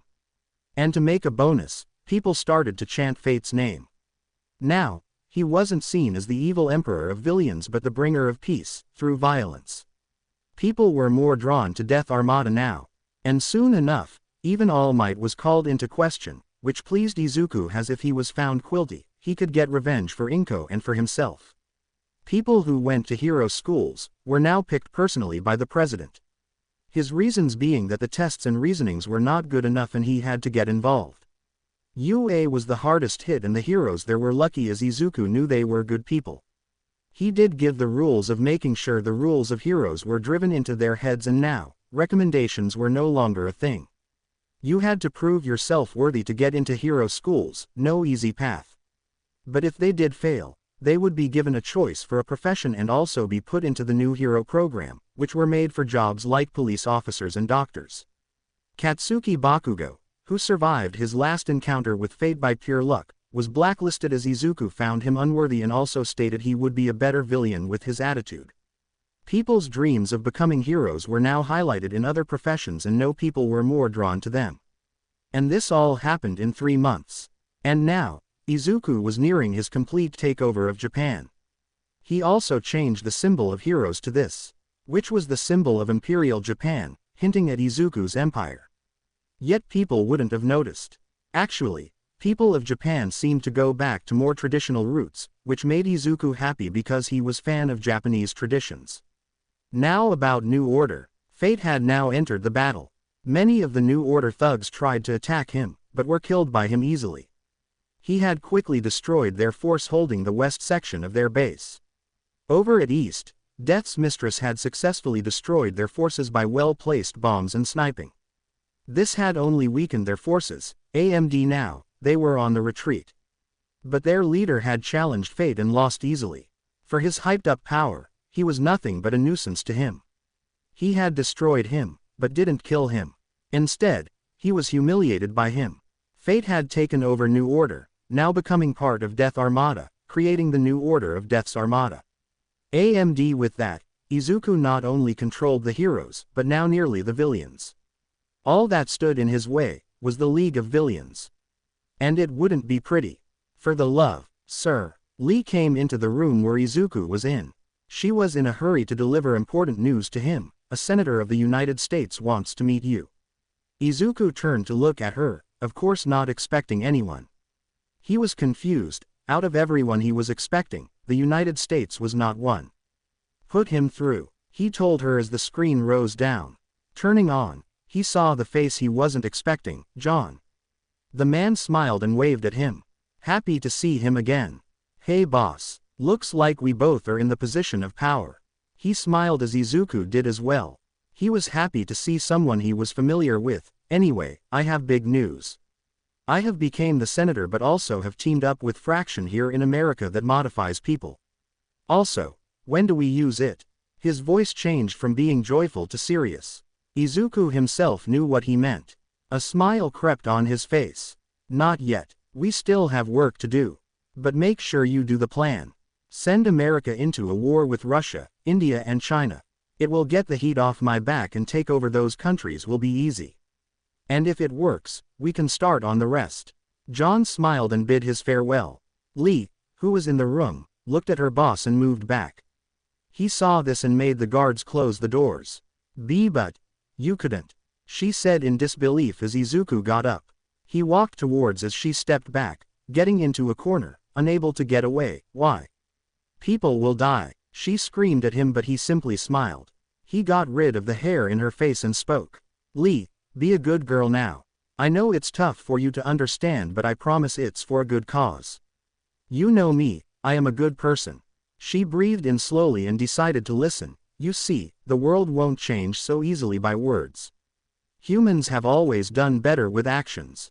Actually, discrimination against the Jews truly died down after what happened during that time.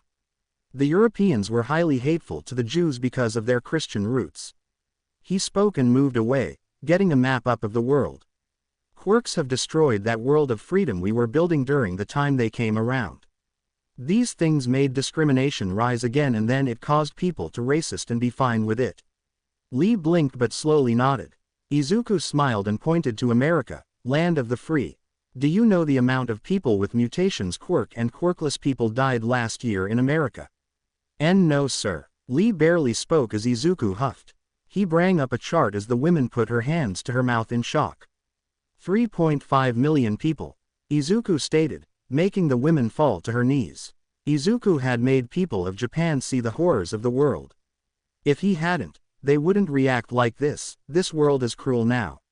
I plan on making this war so people open their eyes. No longer people suffer because of being different. I don't care if people are different, we are humans. Yet the only place on earth that seems to see that is Japan. After I opened everyone's eyes.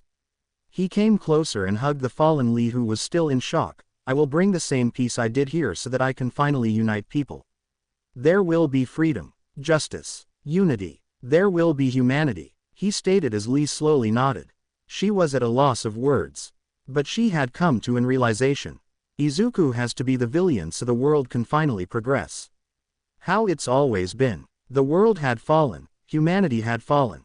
But now, all Lee could think was if Izuku was a gift from God or gods. At the New Order of Death's Armada's base, Mei was currently playing with Eri as Izuku worked there as well. He knew that his other self had finally spoken to Lee and made her on his side. Izuku was currently looking at his plans to build what he wanted. Papa. Eri pulled his leg and he looked at her. Mummy says Auntie is somewhere. Izuku's face dropped the smile and Eri was confused. Mei was currently afraid at that. She didn't want Eri to know Azumi's punishment by him. Izuku was cruel in nature to a few people. Her punishment was something that no one would ever want to have. She is a very bad person and so is serving a punishment for harming your papa in some way. As you know, anyone who harms me is truly evil. Eri nodded but still confused. Actually, a scheme by Izuku was to train the children of Japan to see Izuku as a hero figure and someone who was saint. To harm him was like smacking God in the face. The reason for this is simple. Children will be brought up with different ideals and that would eventually lead to a possible uprising. If they were to agree on Izuku's rule being the best thing possible, then it would benefit him nicely. He also wanted his adopted daughter to know that everything her father did was right and that Izuku is not only a good person, but his actions are justified. Mei smiled, seeing Izuku having a slight smile on his face. In truth, no one had really seen him with a genuine smile, she only had but very rare. Eri, her new daughter, had loved both her parents but was too interested by Azumi.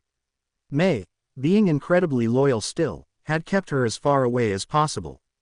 Papa, you said that you control Japan. Does that make you an ruler? Izuku looked at her with a smile, ruffled her hair and nodded.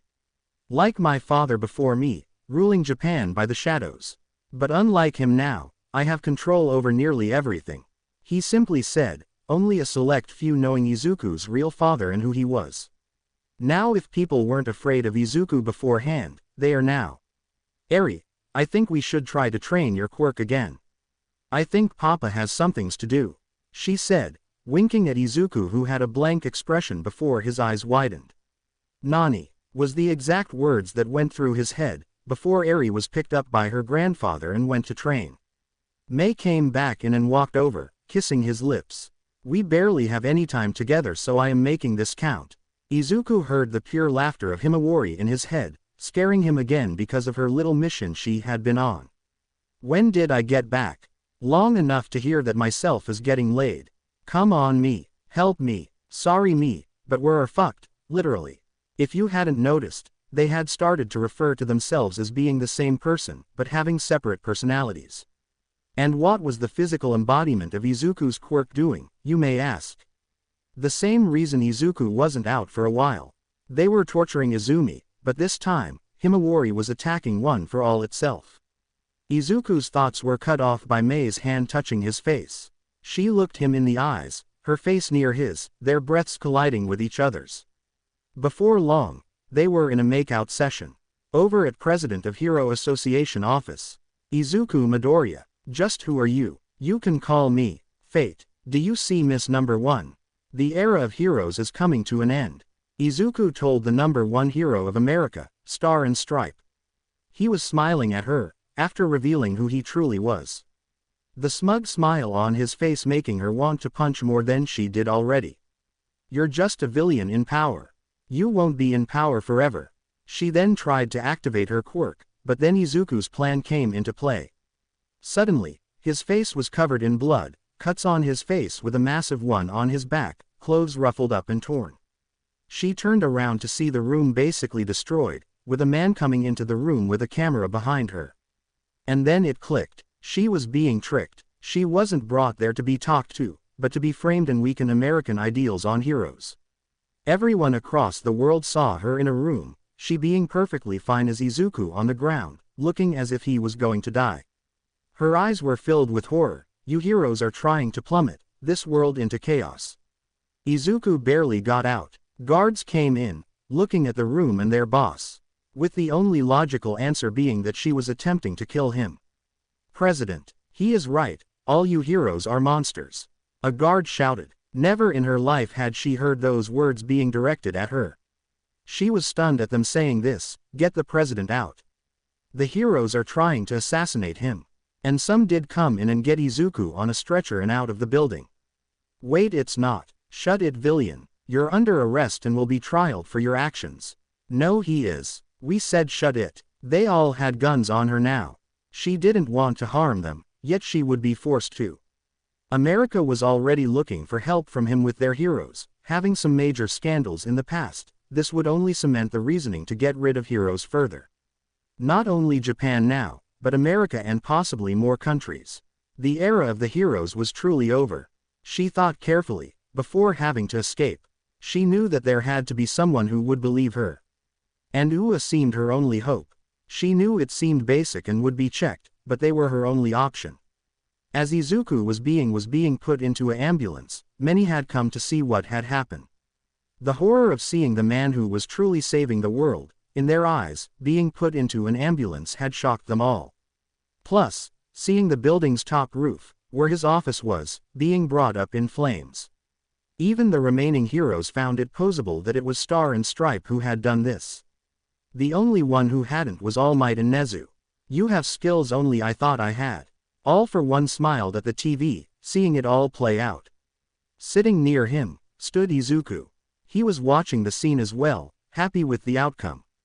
Well, we are going to change the world. We have to get rid of our opponents. He said, smiling now knowing he has more control over more countries soon enough. Of course, he viewed it as his hero cleansing. Her quirk would have been nice to have. But yours makes up for that.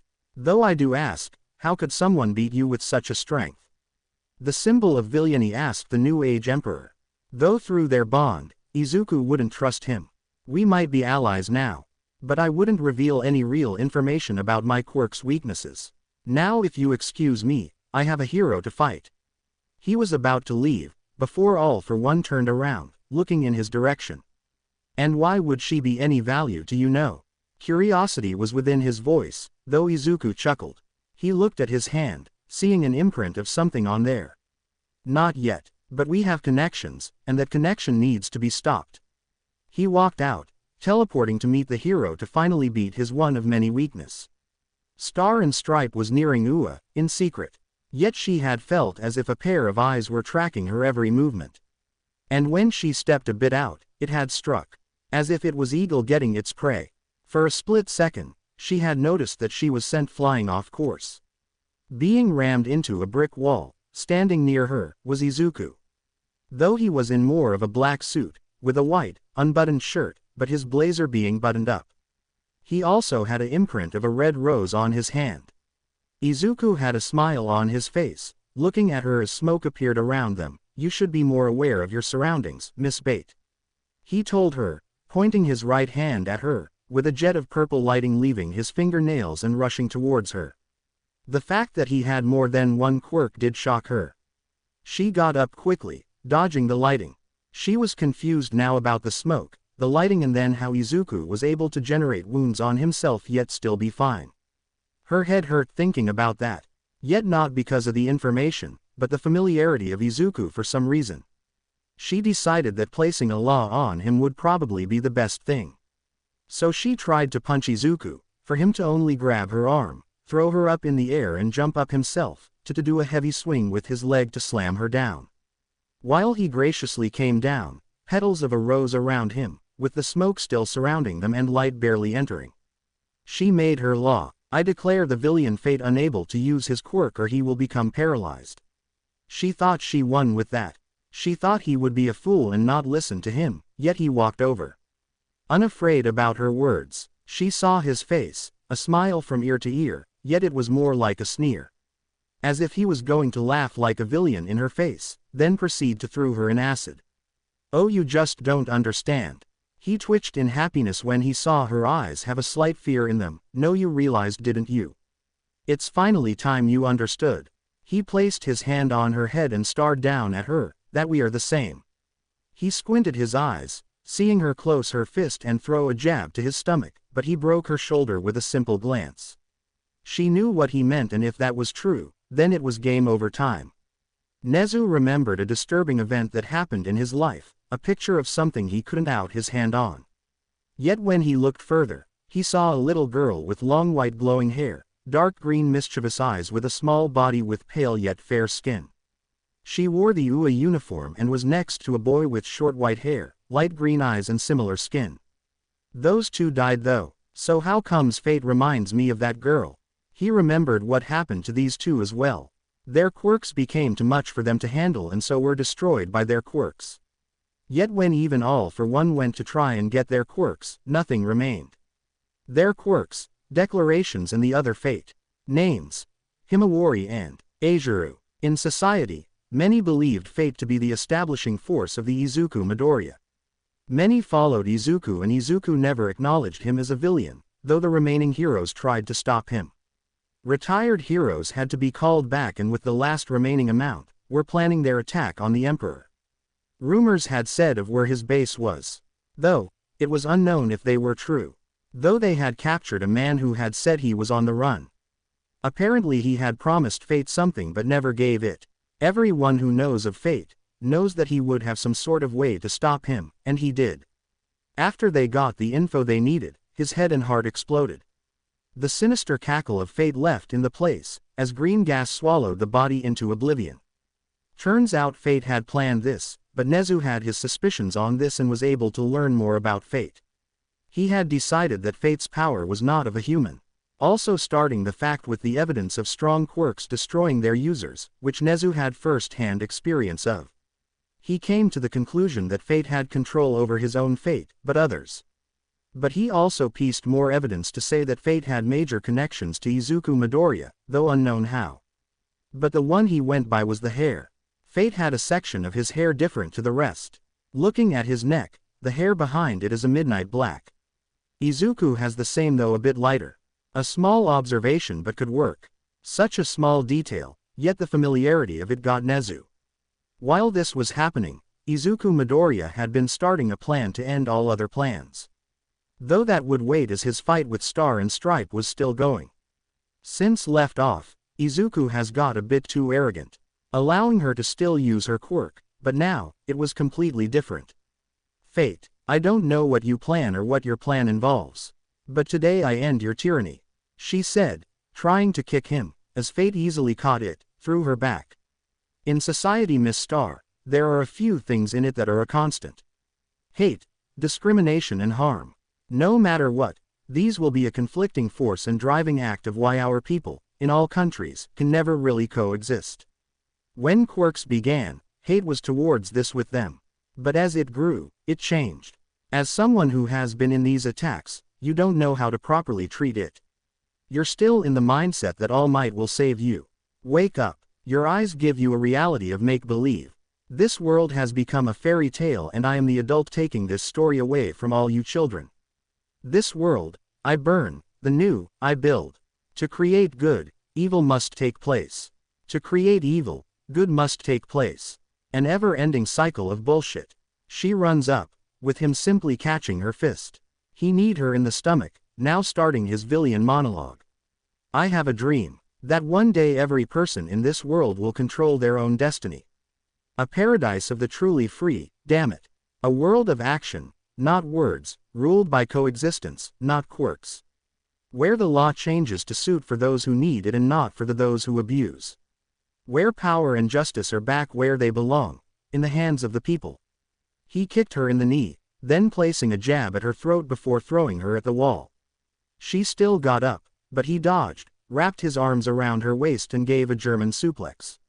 Then he quickly got up and kicked her up in the air, before punching into the wall when she got close enough. She though tried again, ending with him holding her arm in one place by twisting her arm around her back. Where every man is free to think, to act, for himself. He tells the hero, headbutting her, before swing his right hand, smashing her across the face and sending her flying off. Sliding on the ground before bouncing off like a rock being skipped, landing in the abandoned house. Fuck all these limp dick politicians and chicken shit heroes. He appears, smashing his foot in her back. Her screams could be heard for mile, twice-hitting his boat in her back. Fuck this 24-hour internet spew of hero and villain bullshit. He electrocutes her through sending a current into her back through his leg, the energy enough to fry the nerves and damage the spine. Fuck American pride. Fuck the media. Fuck all of it. He stops his assault looking at his damage before lifting her head and punching her, slamming his foot down on hers, so she go flying due to the force of his punches, and continuously punching her over and over. After, he let her fall. The world is diseased, rotten to the core, there's no saving it, we need to pull it out by the roots. Wipe the slate clean, burn it down. As she tried to get up, he kicked her head from the side, resetting her progress. And from the ashes, a new world will be born. Evolved and tamed. The weak will be protected and the strongest will protect them. Everyone free to live as they see fit, they'll make the world great again. He continued telling her, while she noticed the green aurora around him change, becoming darker. In my new world, people will die and kill for what they believe. Not for money. Not for oil. Not for what they're told is right. Every man will be free to fight his own wars. And I will be there. Watching. Controlling. By the end of it, I will be the only leader left. Everyone will only follow me. He told her, whipping the blood from his suit. As he watched her struggle, he sat on a large bed of rubble. He looked up as rain started to pour. He raised his hand, catching some within it. You can't stop what has begun. I have made it so my control will be true. My power is unlimited, and even your precious America is not safe. My influence is already running within, and the war will start. Izuku started to chuckle, seeing her determination not stop. Maybe your boyfriend could help you. Her eyes widened as his smile only grew. Oh, I know him. Actually, he works for me. He will start the war that will make Russia and America weak, and within that time, I will move in and take it. As she got back up, helicopters started to arrive, with the logo all heroes feared. He's Hero Extermination Squad. A subgroup of Izuku's. Their main job is to hunt and destroy heroes who are a threat to Izuku and his empire. If a threat, they will be there. And the worst part is, they conducted local execution, with crowds watching with happiness. Izuku truly has made the people. A single figure dropped out of it, expertly guiding to safety. Emperor. He acknowledged Izuku, landing in front of him, bowing before him. We shall take her from here. Please don't waste your time on a low life. His eyes were a ruby red, a scar on his left eye, going from up, left side of his face to down it.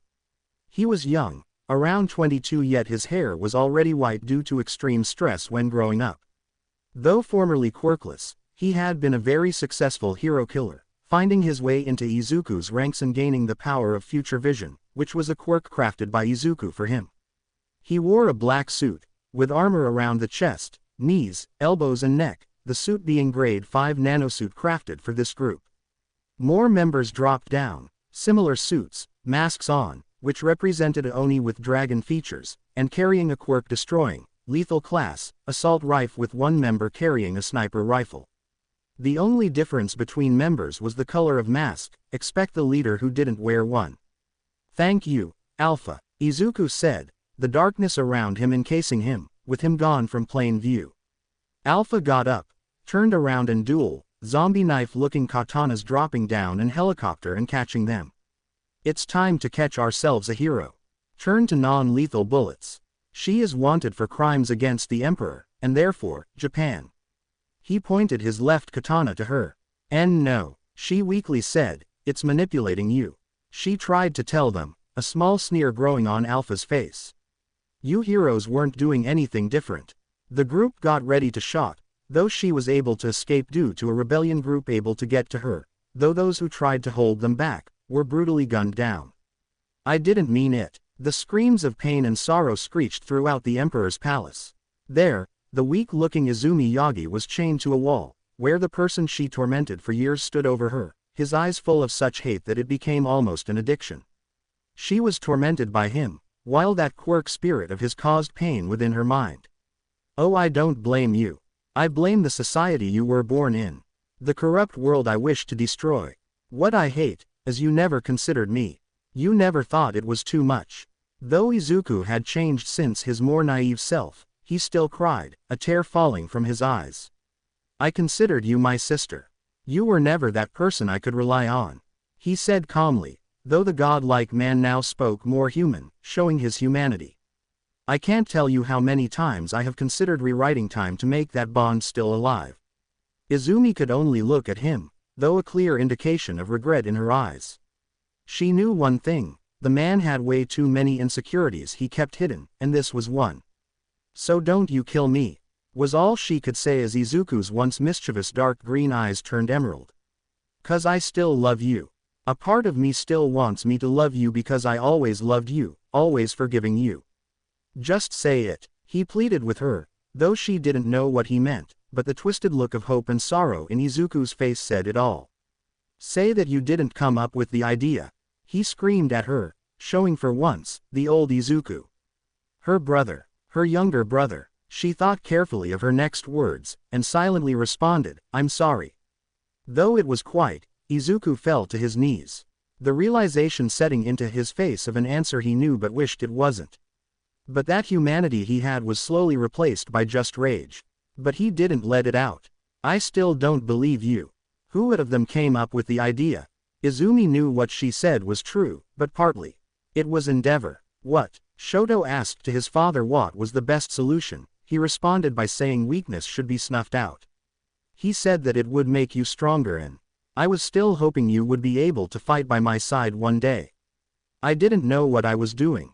Izuku listened to every word, still unsure. Papa was willing to give me one for all from the start, but I convinced you should have had it. I was so happy you finally got a quirk, I never realized how bad I was.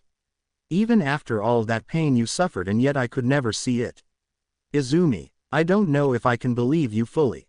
Her head shot up to see the return of his mischievous eyes and the sly smile back on his face. What do you think of my acting? Though most was true and I will reconsider a few things, you just gave me more evidence to use against the heroes. You really are a helpful sister now, aren't you? He spoke with a small chuckle. Give me back my quirks and then we can talk more as siblings. No more harsh feelings towards each other. Just you joining this new family you can be with. To atone and become part of my empire. Then we are siblings once more. He offered, him having an overconfident smile on his face, similar to his own father in these situations. She considered it, after all the pain he had put her through, she understood him more and wanted nothing but to be forgiven. She desperately wanted it, she just wanted to be free. And, like others, gave her life, her heart, her soul to Izuku, her new emperor. The fallen has returned, he announced, claiming his former quirk, and with that, All Might felt it. The connection restored and now, the dark green eyes looming over him at all times. 9. The Fallen. 9. The Ruler. 9. Emperor for all. The boast in his already insane power made him truly a god. He became more, and his body adapted to the changes, reshaping itself to fit his needs once more. Now, he became something different. The incarnation of, not Villians, not heroes, but fate. God have mercy on the heroes, because this new one doesn't have a slight bit of remorse for them. Well done, Izumi, his new deeper voice having an almost dominating presence of its own. There stood Izuku, though his muscles were more prominent than before. But his eyes no longer were green, which led Izumi to make the quick assumption that he was bound no longer by his humanity. The glowed, shined, but danced in darkness as well. Surprised, I am as well, though with this, I don't hear her anymore, he said to himself, his face showing some concern. Himawari, respond, he ordered, yet nothing. But then, he heard her. She was laughing at him, though it was fading. You really did trick her there, Izuku, she said faintly. She was no longer having that same sassy nature or anything, speaking as if she was a genuine person. Guess we stop off her. In darkness, where we first met, Himawari, what's going on? What's happening? You, me, I. We're one being. Sadly, it looks like my powers have become yours truly. I have nothing to hold back from you or for you to have. But you're my quirk, but you have become us entirely now. Sorry master, I am no longer any use for you. Now, I return to what I was. Being another part of you. But, you can always make me a real person. Baka ni. And with that, Izuku's mind was empty. Only him in there. No other voice, no one around. Just all a part of him. Though she was right, he had grown so used to her, he felt alone. I know what I am doing first. He spoke to himself, before looking at Izumi. After all, Himawari was my ideal sister. I'll just merge them together and make her real. Izumi looked at Izuku, as he placed his hand on her face. Night, night, sleep tight. Her eyes were filled with fear, before all there was darkness. She was repurposed. 10 days later, June 27th, 10:30 a.m. Where am I? Thought the black-haired girl, looking around as her head was dizzy. Izuku, this isn't his mind, she told herself, getting out of the bed, though noticing her legs were weak, as if she had a physical form. After many minutes of getting herself to stand, she went before the mirror, after learning how to walk in this body, and saw herself. She was no longer a lowly inside someone's head. She was a real girl. She even pinched herself to find that she felt pain. She didn't understand it yet. Though as she looked around, the door of her new room opened, revealing the newer Izuku. He looked shocked but relieved to see her awake. What's wrong? Shocked that your lowly voice is alive, she said, trying to be scary, though he gently rubbed her head. He smiled with tears in his eyes. You're much more better in real life. She gained a tick mark and punched him in the stomach, making him fall to his knees. Still doing that, I see. She looked down proudly, having sparkles around her. I am the best ever thing that ever existed, she said confidently with pride, before asking a question that bugged her. How did you do it? Well, I would rather have you as a sister than Izumi-sai kinda, replaced her. Her eyes widened in pure shock, realizing he legit killed Izumi, replacing her existence with hers in that instant as well. You're now broken, was all she could say, now him having his sly smile. I even revived my mother. What? But she died before you could do anything. How? Because I can. That's not an answer. Well, it just is. Himawari stood there, not answering before deciding on one thing. I am Himawari Midoriya, daughter of Hisashi and Inko Midoriya, sister of the great Emperor Izuku Midoriya, and bringer of all chaos and destruction. You are adorable. No, I am evil, truly the most terrifying evil of all time. No, you are pretty adorable. Go fuck yourself. Got May for that. Quote. You will regret this. How? Consecutive nut buster. What? No. She proceeded to punch him so many times in the nuts, it even made the weather feel bad for him. Villian quirks. The idea that a quirk is too powerful or has more risk than reward. That it doesn't match up to what a hero or normal quirk should be. A curse that is placed on people born with these. Toxin was once a child that suffered from these circumstances. His parents were highly abusive and he had to deal with regular bullshit. Eventually, he ran away and no one cared due to him being a Villian. Their events did one thing, drove him to insanity. By the time he became a Villian, he met Man. A man so powerful it was unbelievable. Yet, unlike overs, he treated him right, like a friend. "You know, your quirk is impressive," Izuku complimented, sitting down next to him while sharing a dango.